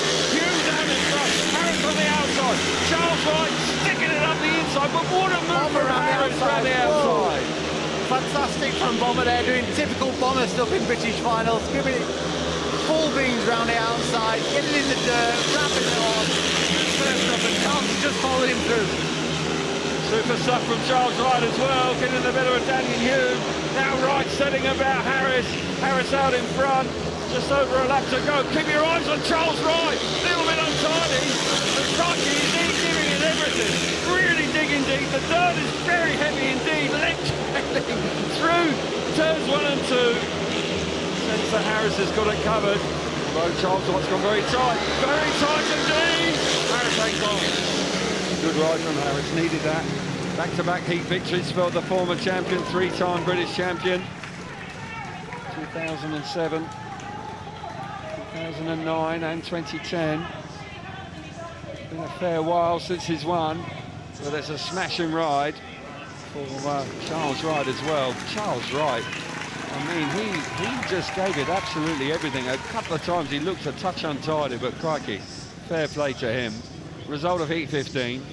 Chris Harris out in front, 3 points. Charles Wright back in second place. 2 points for him. Daniel Hume relegated to third place, 1 point. And Sam Hagen misses now in heat number 15. Here's the position after 15 races tonight. Ellis out in front on 10. Worrall on 9. Harris on 8 now. Simon Lambert 8. Great effort from him. Charles Wright the same. Tom Brennan on 8. And Dan Bewley with a race in hand just outside the top 6. This championship really beginning to build up now. Here's the replay, so heat number 15. Harris has a little nibble at the start there and really doesn't do himself any favours, but like we said, typical bomber style. He's on the inside here, we'll keep an eye on him. He's on the inside coming off of turn 2.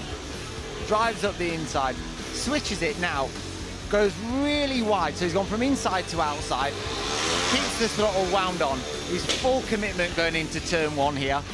Right in the dirt, perhaps deeper than anybody's gone so far tonight. Full grass track style, leg back, full grip. Takes over Daniel there, gets himself out front. Charles has obviously seen what's happening. He then commits to it, sits himself out, and actually made some progress on catching Bomber up. But another good 3 points for Chris Harris. There was total commitment there. Fair play to these riders in challenging conditions. That really was exceptional stuff. Heat number 16. Here we go. Barker, King, Howarth, and Bewley. Here we go. Away they go. The red lights are on. Red lights are on. Movement on the start line there. We'll take another look at it. I'm not quite sure who it was. There's a bit of a rush there, but nonetheless, Phil Griffin, the referee, putting the red lights on immediately. Watch it again, Simon. Just see exactly what goes on now. Clear movement on the inside. Yeah. Barker off of gate 1. And Barker there, just a bit keen to get on with it, just trying to anticipate. Can't do that these days. Get a warning for that.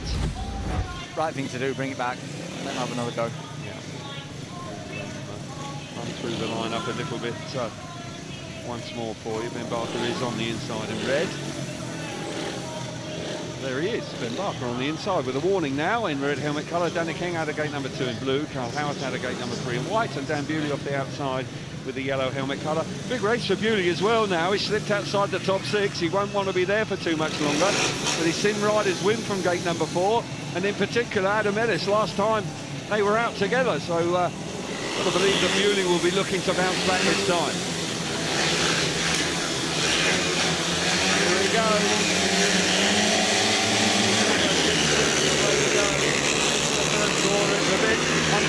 Bewley gets there, hits the dirt, roars to the front. Fabulous move from Dan Bewley. Ben Barker coming through in the second place. Fair play to him. Carl Howarth back in third. From him, no question about that. And Danny King just got beaten up there. Look at King in the turn. Oh, he's down. Just got too much grip. Ran out of traction. Red lights are on. Have to do it all again. Dirt line now really beginning to build up. We sensed it might be the case, but awfully heavy there. Danny King just sat up against the air fence and just can't quite believe what happened. Looks like he's okay. Yeah, Danny's had a disappointing night. He started off really strong, but last couple of races it's been tricky for him. So just giving himself a minute while he sort of gathers his thoughts and gets himself See it again. Just talk us through it now. I think he's just committed. He's just committed himself to the outside. He's in it, but the berm's too big. He gets caught out, and then he runs past it. What happened there, Kelby? Where the track's bermed up, that's full traction, getting all the traction, back wheels, getting all that traction. But if you run past that, it's then a little bit too wet, and then you lose all that traction from the back wheel. Danny King rightly is excluded, but it'll be tough. It's a tough one, you know. Former British champion picking himself up in the dirt, but yeah, it's brutal out there. Do you know what, Simon? I'm quite pleased to be sat this side of the fence this evening. Same. Fair play. Phil Morris there just informing Danny King that he is no longer in the race. Yeah, I'll be disappointed with that, but shame for Danny, who did start very brightly. A little bit more rain coming down, which is not what we want. We want it to stay away. There'll be a rerun with 3 riders here. Bewley was away, but Danny King, a former champion, won in similar conditions actually back in 2016 when it was raining. He was totally committed that night, but finding it tough. And you're right, Simon, just finding it tough. But that's going to take some cleaning up tomorrow. The steam cleaner's going to be working overtime, mate. Yeah, it will. He'll be disappointed. It's I think he actually would have fancied himself in these conditions. Like I said, when it burns up, we've seen him so often. He does ride the outside line very, very well. It doesn't hold any fear from him. But it was almost like the engine just ground out there. The dirt was so deep. Yeah. And it sort of shot him forward, didn't it, on the handlebars, and then he just lost control. Well, what we're finding now is that there's a clear inside line where perhaps they're getting wheel spin, and then such a big dirt line now that they're hitting and grinding out on that, and it's sending them over. But it's tough for Danny. He'll be disappointed, but focus back on this heat. Dan Bewley's got to do it again from gate 4. Yeah, an opportunity for Carl Howarth as well. He's on 5 points. Coming out of gate number 3. Ben Barker, of course, who's having a strong meeting with 7 points. Yeah, Ben Barker. He's ridden very well in British finals before. He really does raise his game. Yeah, I think that these sort of conditions won't faze him. You know, he's a former grass track rider, does get the leg back, won't be too worried about the conditions, sees it as an opportunity that he can get involved and beat some of the top riders. He'll be confident. If he can get out in front, he's not scared of riding in the right place and putting it in that dirt. Number 16, second time of asking. Bewley on the outside, got away sharply the first time. Line up heat 16, Ben Barker on the inside in red. No rider out of gate number 2. Gate number 3 in white is Carl Howarth, and off the outside is Dan Bewley in the yellow helmet colour. Can Bewley do it once again, and will Howarth make him work for it? Ben Barker, well, he's not shy. He's been very much involved in this British Championship here in the National Speedway Stadium, the Sports Insure British Championship. Of course, if Ben Bewley were to win tonight, the man in second place will be the wild card for Cardiff. Less than 3 weeks' time. Here we go then, pick number 16. Barker's there also on the inside. Howarth coming through on the other side next to tell you what, that dirt's so deep it just stops you. Barker then capitalised, come through into second place, but Bewley made a smashing stop. Barker around the outside, putting more than one tear off. 2 tear-offs there in one turn. Howarth now backing it into the dirt, but Bewley out in front, exactly what the doctor ordered for him. Much more convincing off of gate 4 that time. Kerr made a better start, gave himself some fresh air out in front. Riding a sensible race here, not too wide, not putting himself out in dirt. Got his bike looking up good off the inside actually, which has changed what we've seen mid-meeting. Left the other boys scrapping out. Look at Howarth, he's giving it. Well, you said it, Simon. We're into the last lap, the red lights will come on. Possibly that race will be awarded. We'll wait and see what Phil Griffin decides, but Carl Howarth came into that corner with so much speed. When you go into the corner and the bike doesn't break away and you've got total grip, I mean, you're just a passenger, aren't you? Full commitment from Kyle, full commitment. And probably... But that's what that epitomised the British Championship. That's Tough right. conditions, raining all day. The track is far from ideal. The rider's still giving absolutely everything out there. Brilliant. Good to see him on his feet. It is good to see him on his feet. He'll be disappointed with that, though. You know, another point here, he'd have been on 6. You know, still potential to get through with another round after that. You know, round I like heats. him, you know, Carl Howarth. I don't know him particularly well. You know him ever so well. He rides for your club, but he's always upbeat. He's always keen to do well. Races awarded. Dan Bewley will pick up the 3 points. 2 points for Ben Barker. No other finishes there, so Dan Bewley moving on to 10 points now from his 4 outings. And while we've got this short break, we'll move down to the pits. Here we see the position after 4 rides each. Adam Ellis out in front. Dan Bewley has actually moved on to 10 points. That needs to be just updated a wee bit more, because Dan has actually completed 4 rides and he's on 10 alongside Adam Ellis right now. Carl just making his way back. He weighs about 100 stone, doesn't he? About 100 kilos with all that dirt on him, but fair play to him. Okay, let's, while we've got this pause, we'll get down to Scotty in the pits. Yeah, thanks, Kel. Poor old Carl Howarth. It's going to be a workout, but getting back from there with all that mud on him. Chris Harris is going to join me here, that heat 8. Chris, talk us through a little bit. You had a little bit of a nibble at the start there. Yeah, a little bit. No, I thought it was going to get pulled back, but luckily for me it didn't. I knew in my head if I wanted to go on that first corner to the dirt, but the boys on the inside sort of got there before me, so just had to work my way through, managed to get up the inside there, and yeah, it was a bit close in turn 3 and 4 there. I was going to say, I'll just fast forward a little bit here. Could you sense just how close, I'll play it there, just how close Charles Wright was you to? I mean, at that point there, can you sense I knew it was close, but and I sort of see him, he picked up a little bit, and he done a good job for saving it, and yeah, it was sketchy, but yeah, I managed just to keep my momentum and thought, right, I've got to head for that dirt and hope for the best I come out on it. Yeah, it's full commitment there. We were talking just before we come on, you were saying it is so deep on the outside, in particular going into that 3rd and 4th. You said there's a bit that's breaking up that's firing you into the corner. Yeah, you've got to be careful. If you hit it wrong, it sort of fires you sort of past the corner into that slot really, and then it's like you just seen with Carl then end on his backside. So it is tricky out there. It's trying to find that setup that works really, because the inside's real slick and the outside is heavy. So yeah, we're talking about change. You said you kind of went up with the sprocket to get it to rev a little bit more, so you feel like you're in a position now where there's not going to be too many changes made to the bike. Yeah, I don't think there's much more I can really do with the bike. It's just now be sensible and use my head out there. Sensible from a speedo ride. That's a difficult one there, but yeah, thanks a lot for chatting to us, Bomber. Good luck with the rest of the night. Cheers, back to you, Abby. Thank you. Scotty, thank you. Well, I can say that Carl Howarth has made his way back to the pits. He's absolutely covered in dirt. Full commitment, as are all the riders. Use that hashtag 2023 British Final. From what I've seen on X so far, it's just full respect for these guys giving it all in very challenging conditions.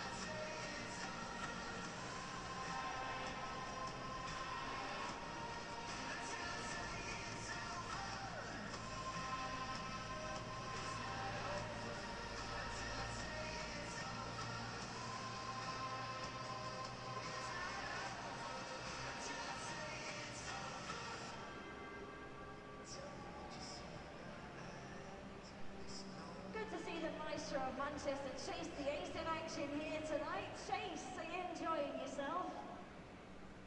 Oh, you want to see what the crowd's going to be like? Go on then, Chase. Do you think? Do you think?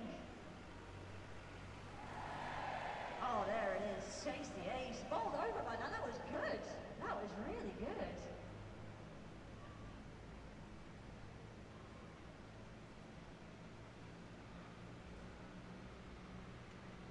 Should we get them tunes on, Neil?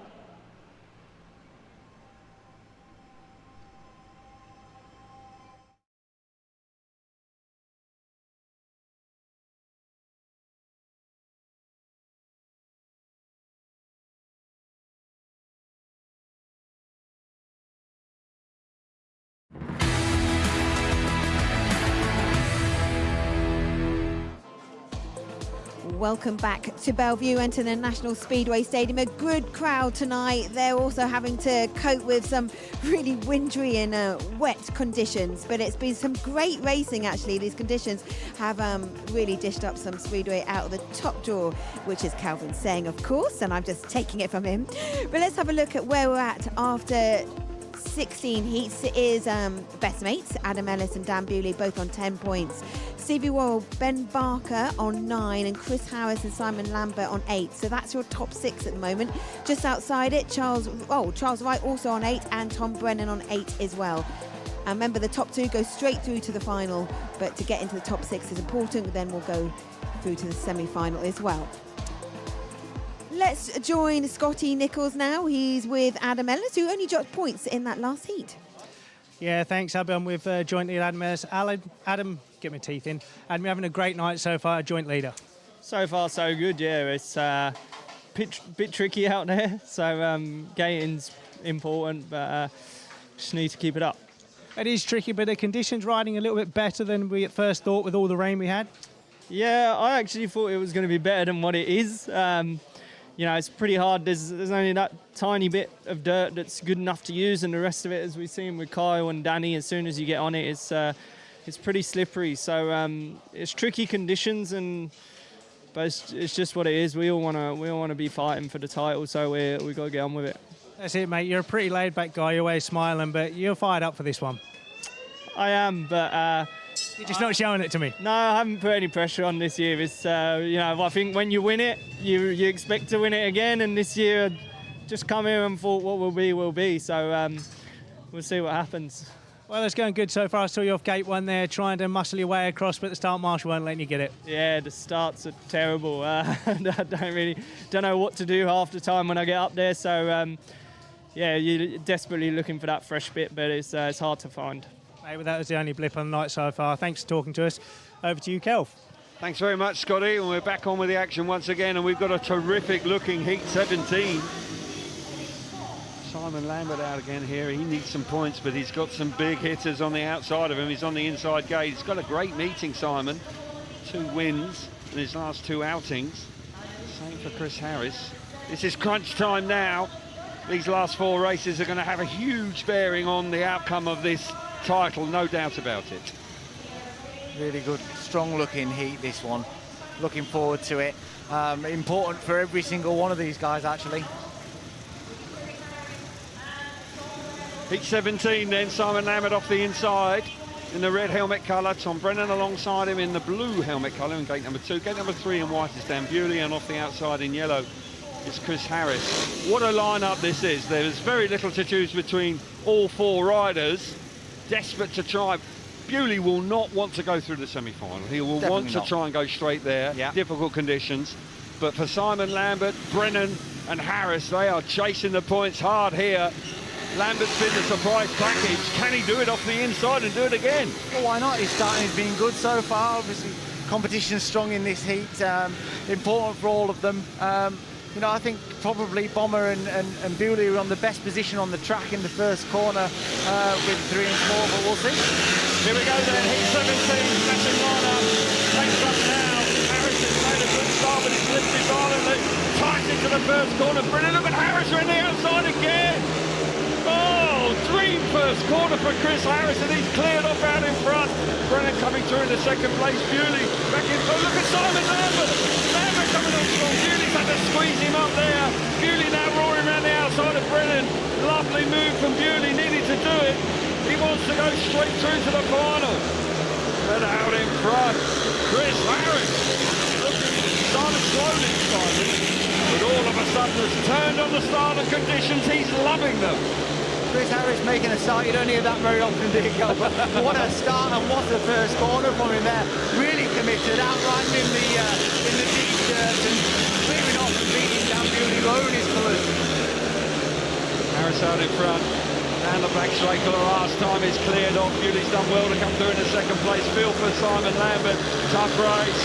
But Harris coming good when he really needed to. Turning on the style. Vintage. It was vintage. Vintage Chris Harris. Absolutely right. Absolutely right. Chris Harris in top form here. Having a great run in the World Long Track Championship.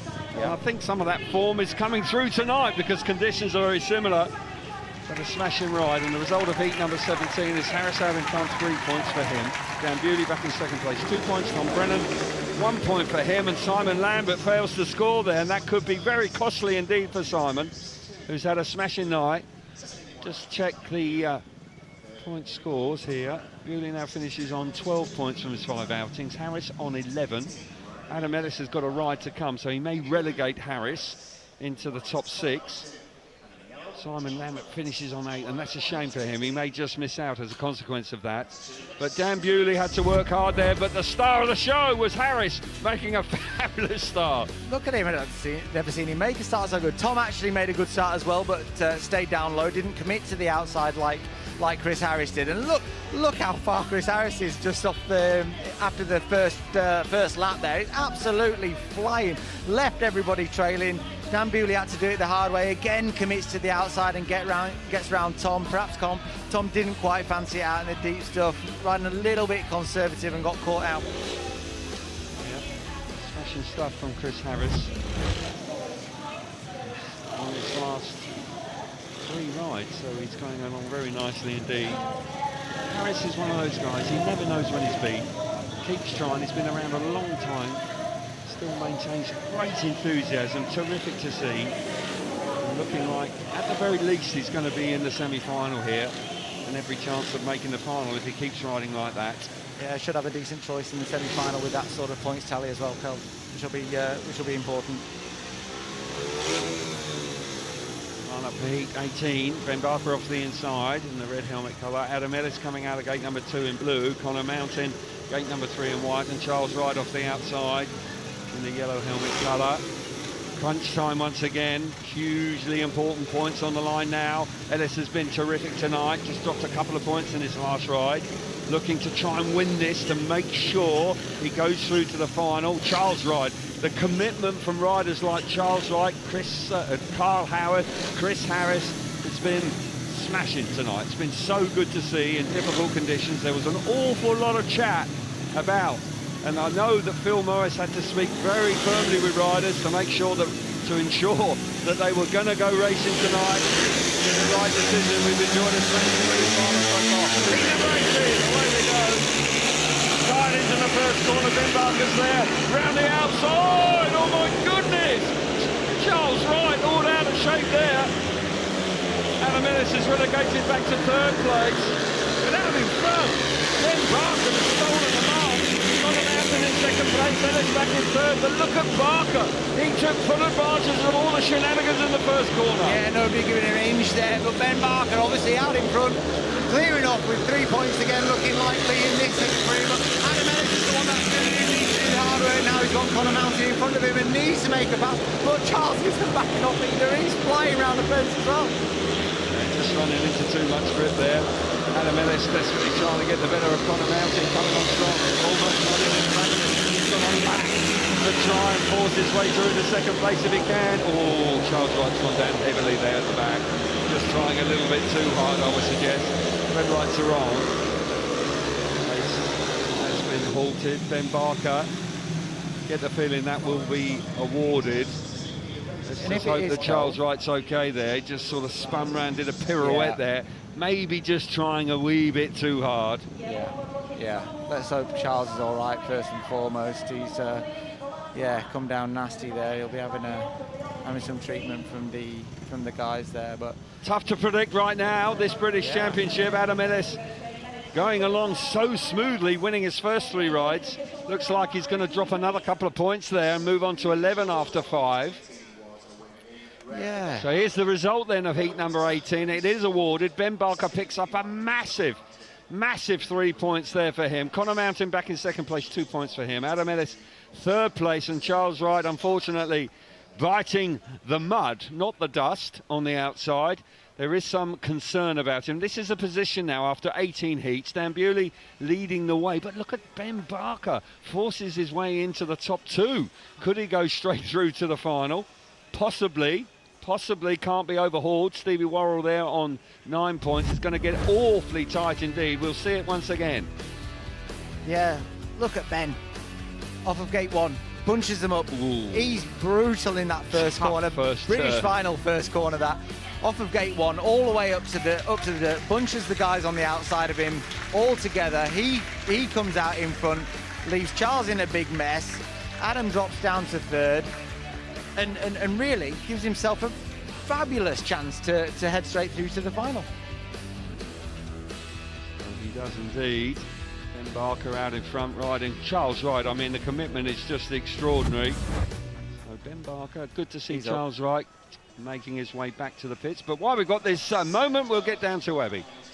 Cal, thank you. Well, Ben has been coming up to me in between heats checking the score chart. Can tell you that you're top of the score chart, level with Dan Bewley. Well, that's pretty good, isn't it? You know, and that's where I want to be. So we just got to kick on from there, and I haven't looked at anything, so we'll just see what happens. I don't know where I am final or what, but just want to get in there, you know, and chance to be British champion and go to Cardiff. Yeah. How much are you enjoying these conditions? You look like you're really aggressive on what is such a tough night. Here, you've got to attack it when it's like this. I mean, my arm, I rode 1 meeting in 6 weeks, and that was on Friday in Glasgow, and other than that, I had 5 weeks off, so it's tough. Well, you're not making it look tough, you're making it look easy, so congratulations, keep it going, and I'll hand back to the commentators. Thank you, Abby. He's huffing and puffing a bit, so he's certainly giving it everything. But right now, he sits on 12 points and has a very good chance of going straight through to the final, which is remarkable when you consider how little racing he's done lately, but he has embraced the conditions, and he's been outstanding in his 5 rides so far. Gate number 19, Daniel Hume will go from the inside in red. Leon Flint out of gate number 2 in blue. Richard Lawson out of gate number 3 in white, and Danny King off the outside in yellow. Now, these 4 riders have struggled tonight, and Richard Lawson, I fancied his chances coming into this meeting, as I did Danny King, but they've just not been able to produce here in these challenging conditions. They'll be frustrated with that. Yeah, they will. Two really good performers, consistent performers in British League. And they'll be disappointed with their night so far, but you know, win for Richard Lawson here makes it look more convincing, and Danny will be wanting to pick himself up and finish the night strong, so it's not all over for him. Right on the line, passion and pride here at the British Championship. Over and above that, total commitment. Been fabulous to watch. 5 points from his first 2 rides Danny King had, and then just slipped up a wee bit, which is a shame for him. Want to finish with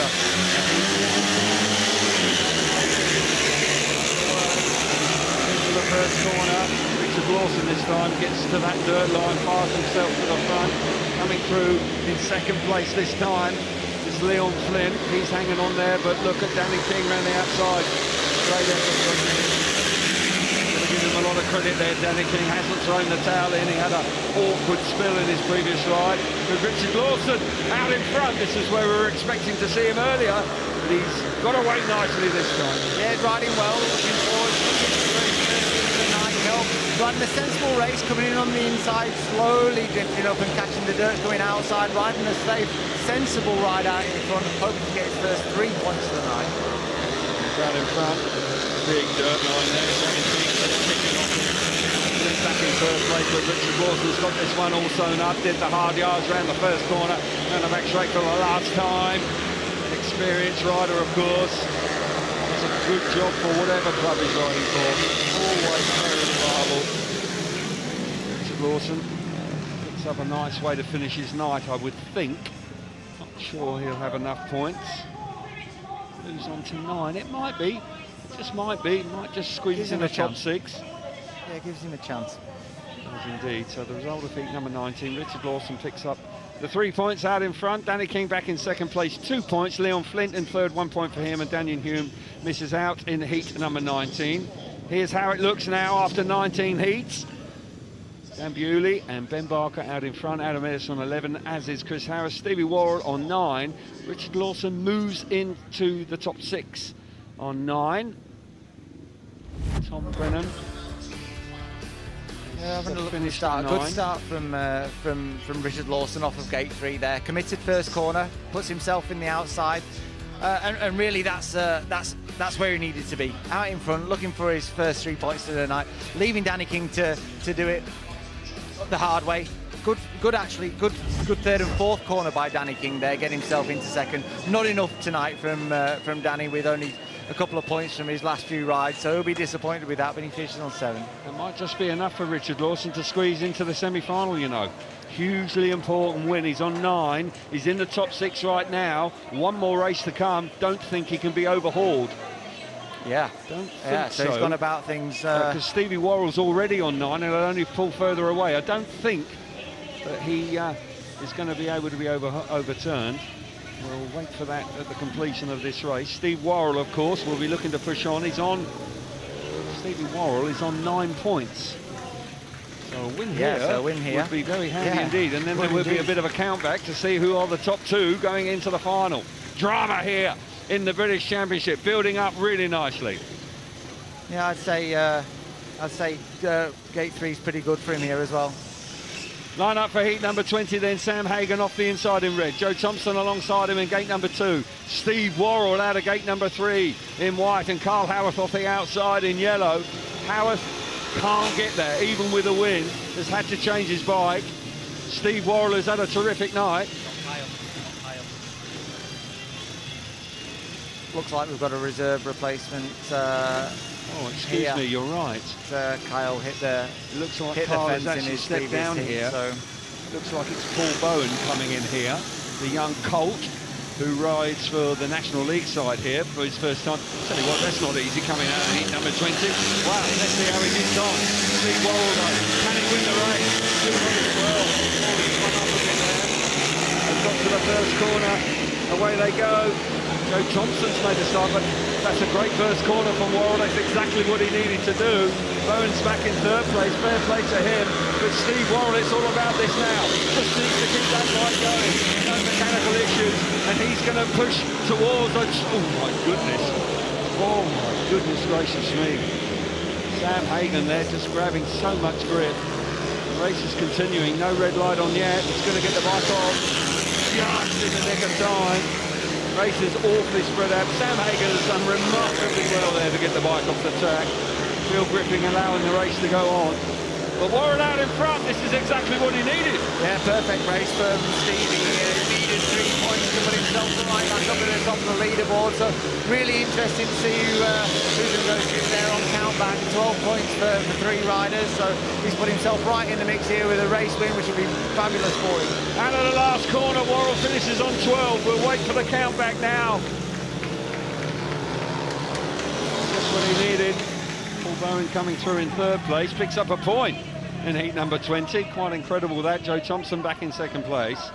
But for Stevie Worrall, hey, this is action-packed. Do hope that Sam Hagan is okay. He did manage to get himself up on his feet. Tough moment for him, just had so much grip. Got thrown over the handlebars almost.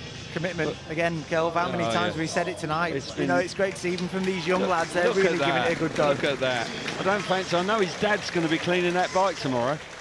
That steam cleaner.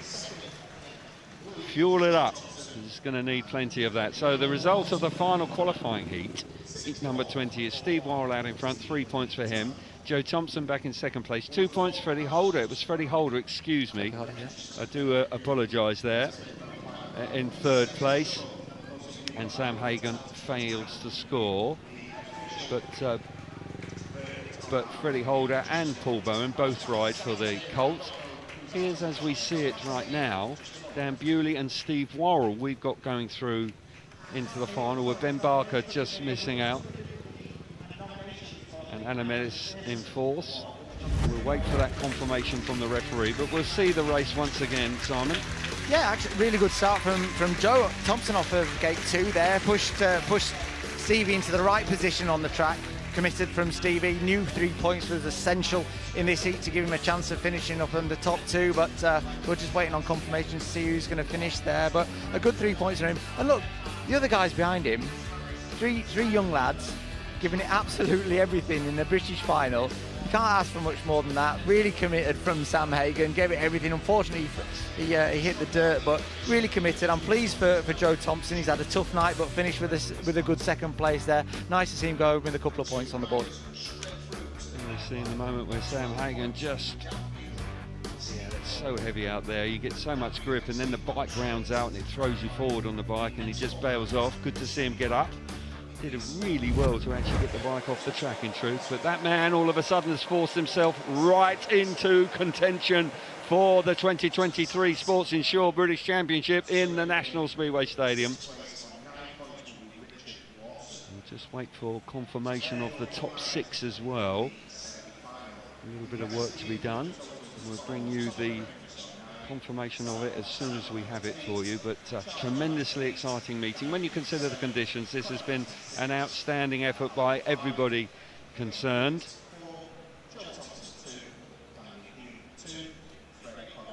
And fair play for everybody turning up. It's been an awful day here in Manchester, but there's no doubt that, you know, we've still got a fabulous turnout, and the atmosphere has been good. It's holiday times, of course, so plenty of kids here as well enjoying the night. A few moments more before we can bring you those final top 6. So, okay, let's make our way down into Scotty Nichols in the pits now with the draw. Yeah, thanks, Kelv. Yeah, semi-final draw. One of the biggest races, second biggest race of the night. First to choose his gate is Ben Barker. Ben Barker, please choose your gate position. Ben Barker opts for gate 1 in red. Next up is Adam Ellis. Adam, please choose your gate position, mate. Adam Ellis opts for gate 4 in yellow. Next up is Chris Harris. Chris Harris, if you come and choose your gate, please, mate.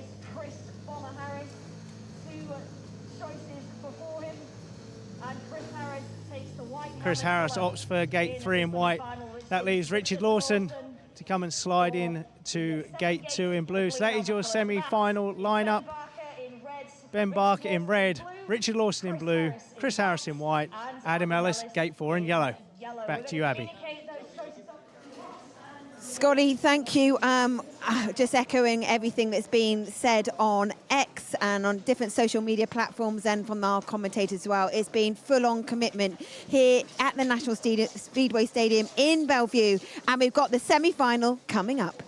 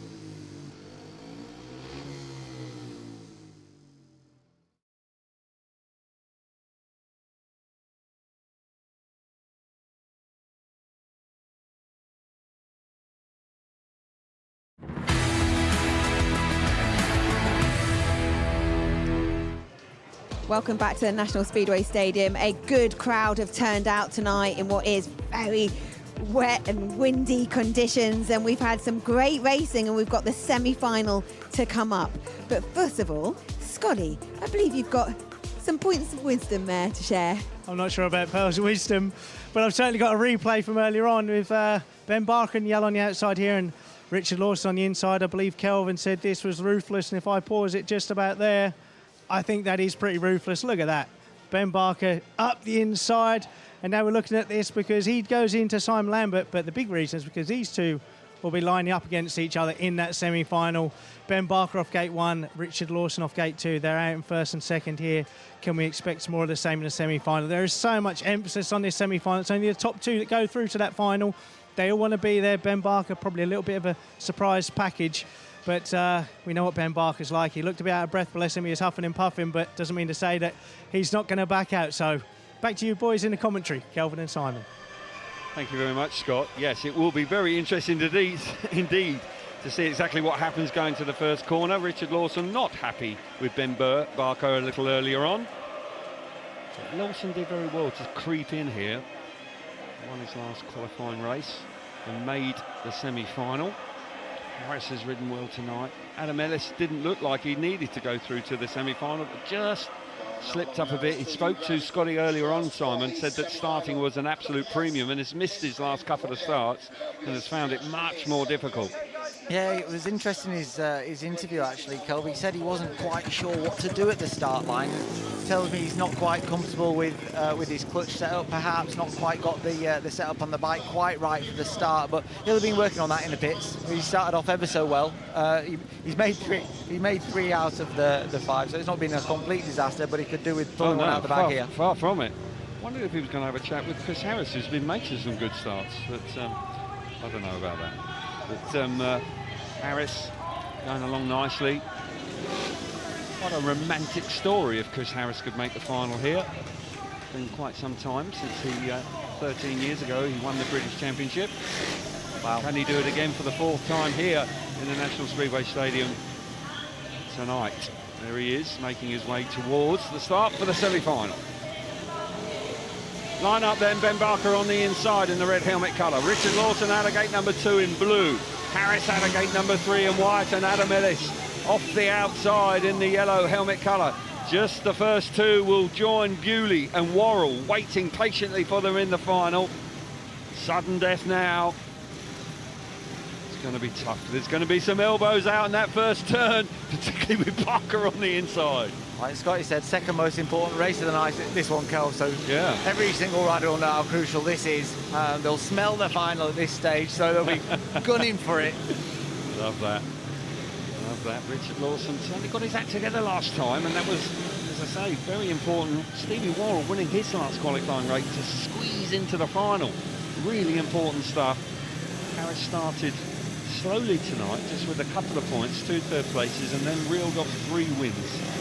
All of a sudden, found the key to conditions. Loves the grip, Chris Harris. Worrall keenly looking on. Will it be his night? First time he'll win a British Championship. He'll be desperate to do so. Would love to be British champion. They all would. Here we go then, semi-final. 2 nights on, we're underway. Lawson's made a fabulous start out of gate number 2. Oh, Adam Ellis has got it all wrong there and has gone to the back. Harris coming through into second place. Ben Barker. Barker there. The surprise package is hanging on to second place, but Richard Lawson. Stunning start. Adam Ellis now coming through into 3rd place. But what about that from Richard Lawson out of gate number 2? Nice, found his gating gloves just at the right time of the meeting, Kelvin. Very, very good start. Good first corner. Got himself out front. Can't see him being challenged from this. Ben Barker going to make it in second.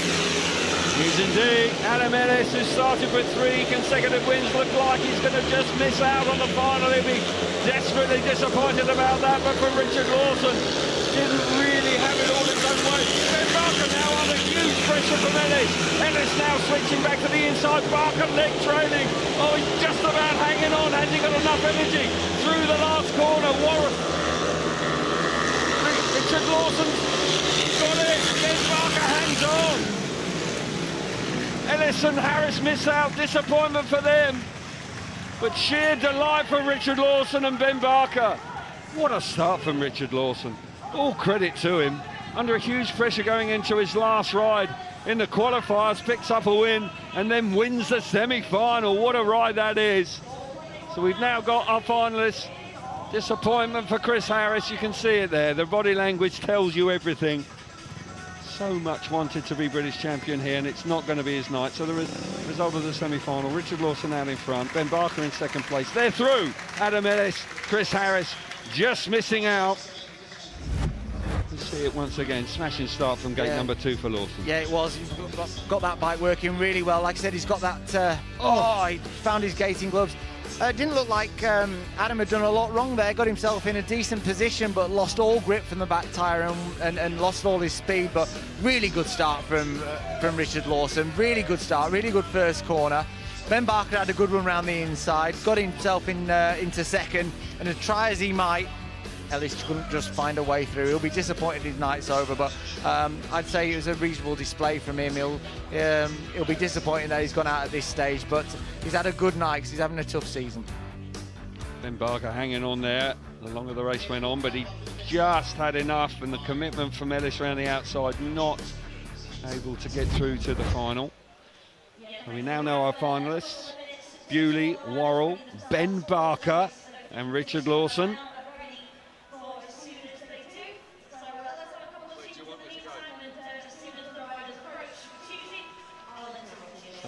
So it's been an exciting night. One race to go to determine who's going to be British champion in 2023. Bewley, of course, is a favourite. He's in the Grand Prix as a regular. If he were to win, then the second place rider will be the man who gets the wild card for Cardiff in just under 3 weeks' time. So a huge prize, an opportunity for whoever gets it. But for Bewley, coming in as the reigning champion, they've just taken a sneaky look at the gates, and that's probably a wise thing to do. Yeah, right thing to do there. I was just thinking, I'm not quite sure which gate position I'd opt to go for. They've been pretty even, actually, towards the back end of the meeting, so tough decision. I don't think there's a right or a wrong there. It'll be interesting to see what they go for. OK, let's get down to Scott for the draw for the grand final. Yeah, thanks, Kelv. Yeah, that final draw is coming up now. The boys just hovering around. Obviously, this first gate position is hugely important. That first man is Dan Bewley, who's hovering around. But Dan, if I can call you up to choose your gate, Dan Bewley, please. I'm not sure if Dan was going for gate 1. He just wanted a drink. He's a bit thirsty there. Dan Bewley opts for gate 4 in yellow. Next up to choose his gate is Stevie Worrall. Stevie, if you could choose your gate, please. Stevie Worrall opts for gate 2 in blue. Next up is a man coming through from that semi-final, Richard Lawson. Richard, please choose your gate. Richard Lawson goes for gate 3 in white. And last up, second in that semi-final, Ben Barker lines up in red off gate 1. So that's your final draw there. Ben Barker red, Stevie Worrall in blue off gate 2, Richard Lawson 3, Dan Bewley off 4. Over to you, Abby. Thank you, Scotty. Well, there are your runners and riders for the final here. Everyone has just withstood some amazing conditions here. It's a summer's night, but you'd feel like it is winter. And we have got the final coming up. Who is going to be crowned the 2023 British champion? It's coming up soon.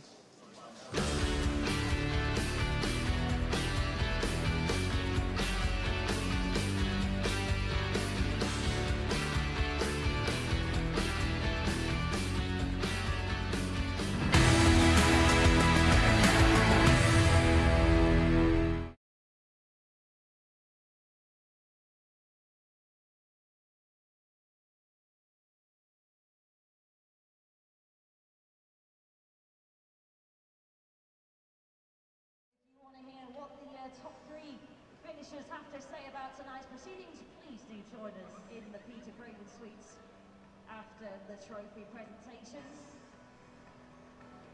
And just to reiterate what Neil was saying a little bit earlier, next Monday, August the 21st, the Bellevue ATPI Aces take on the Kingsland Stars here in Manchester. And on Friday, August the 25th, the Bellevue Cool Running Colts are back in action against the Workington Comets in National Development League action.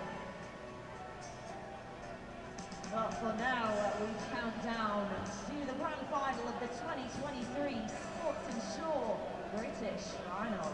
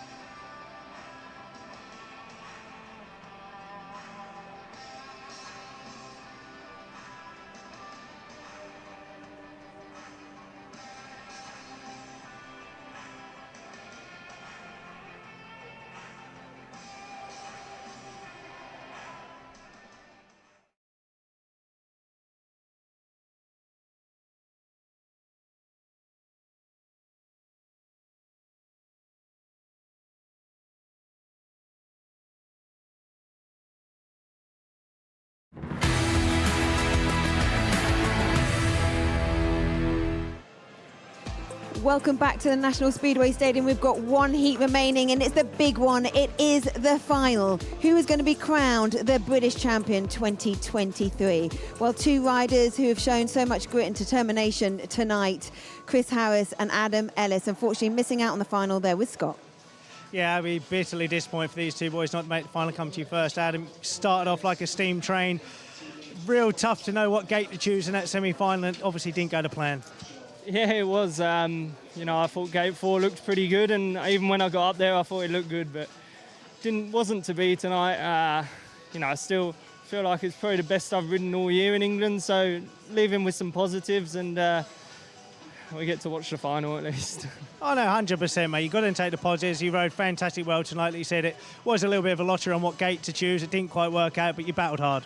Yeah, it was, you know, trapping was so important tonight. Had to get out the start, and as soon as whoever was in front got in that berm, it's kind of impossible to pass, especially if you're trying to go around the outside of them. You could lose 30 yards just from getting the roost. So, yeah, I'm not too disappointed because I didn't set any targets. So, still not the best of nights, but good enough.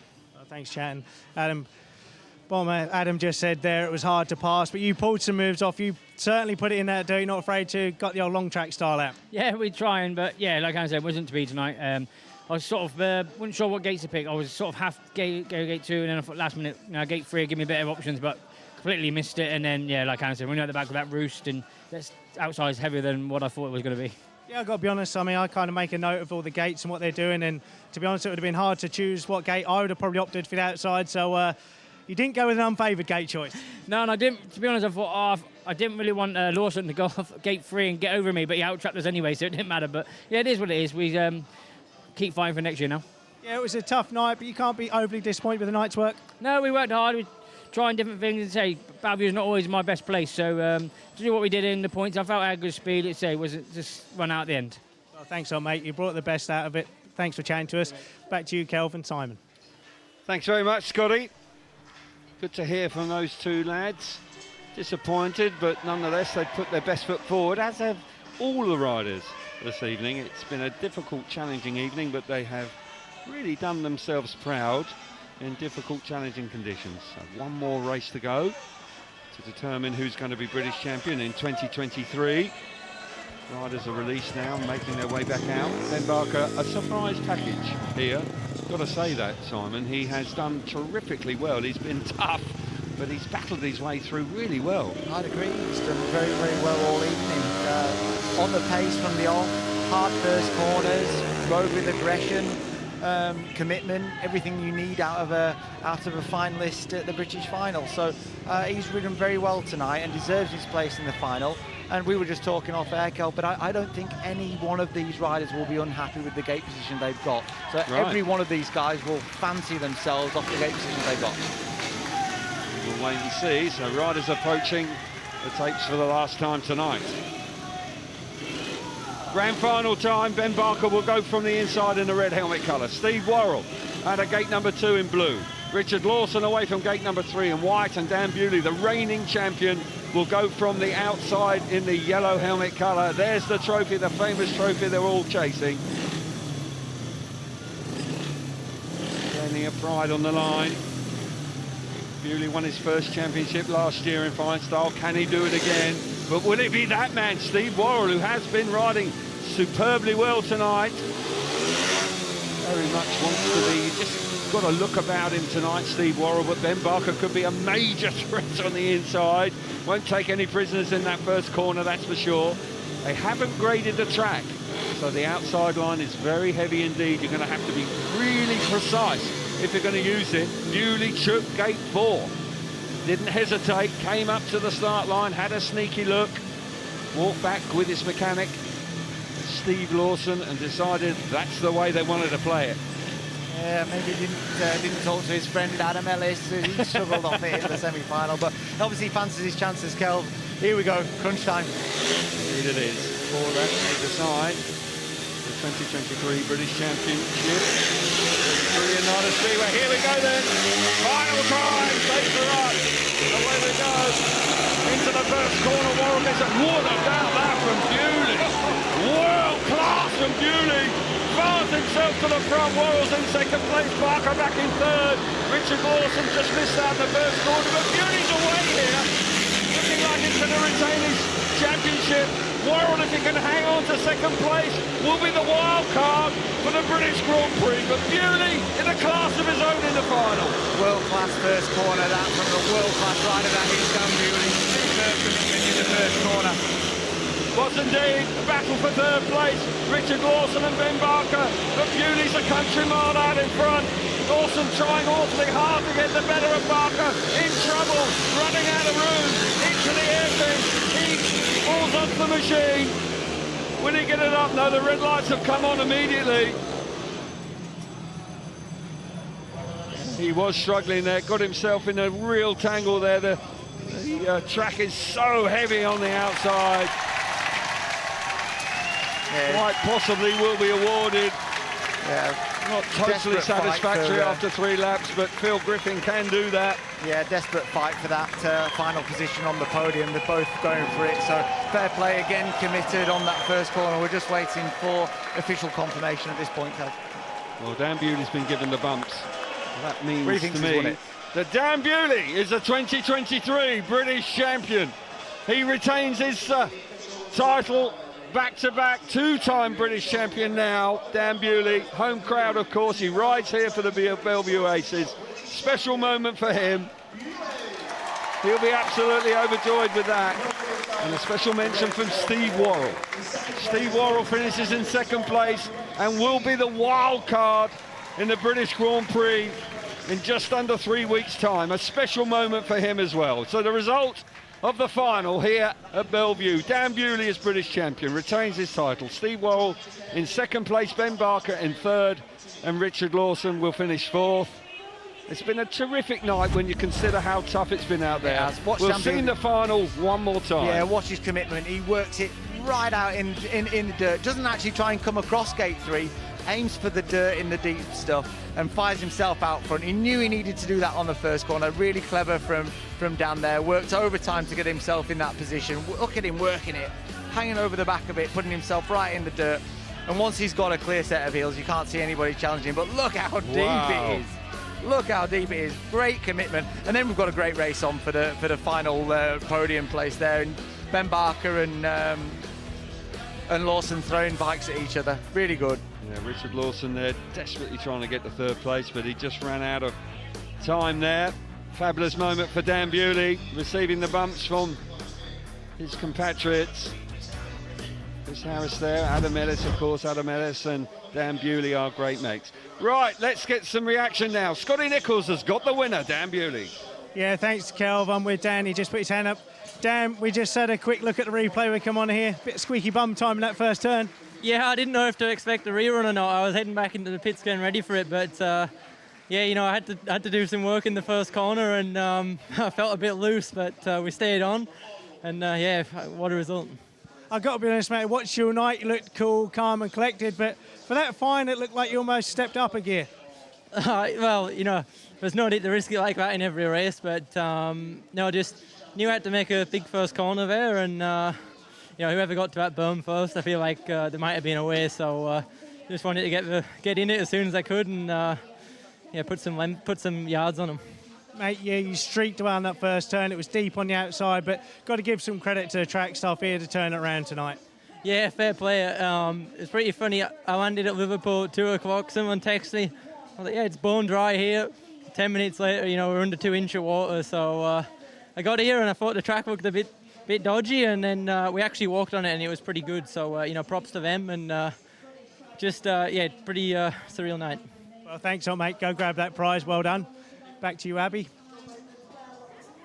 What a world-class performance from the Grand Prix star as he runs out to get a nice celebration there with his girlfriend. And just before him, that was Stevie Worrall behind me as well, and he'll be the wild card in Cardiff. What did you make of tonight's action on really difficult conditions? Use that hashtag for the last time this evening, 2023 British Final. We'll have the podium after this.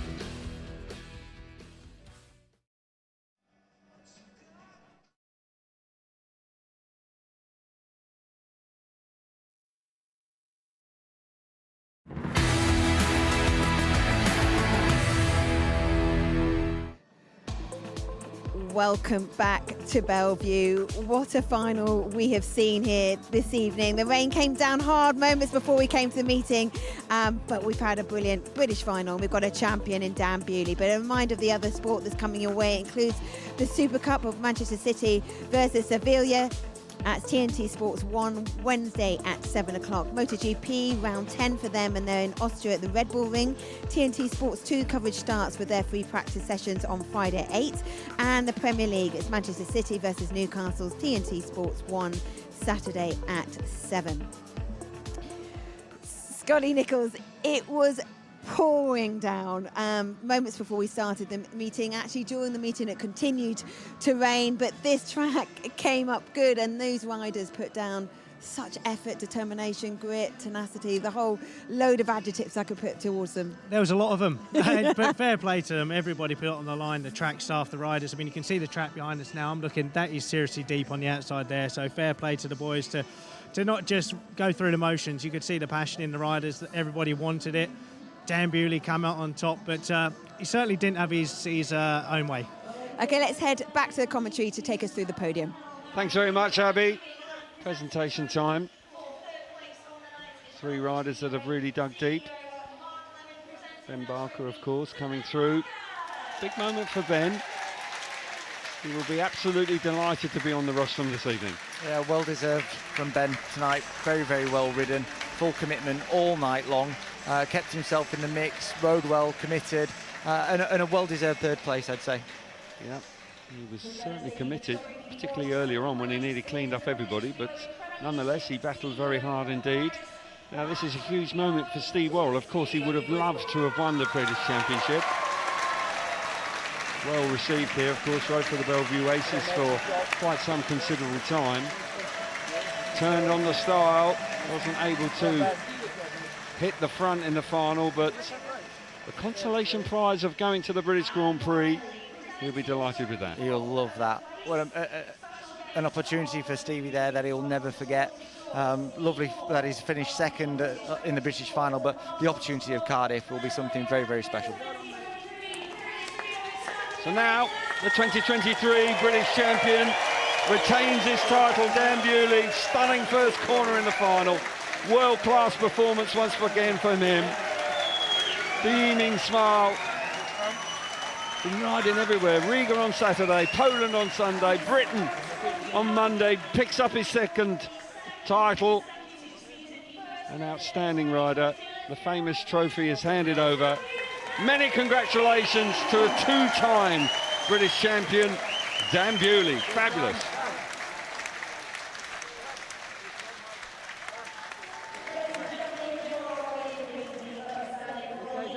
Bewley, a young rider, 24 years of age, plenty of time ahead of him. He's got a huge future. Really beginning to make his mark. Now, a pause for the national anthem.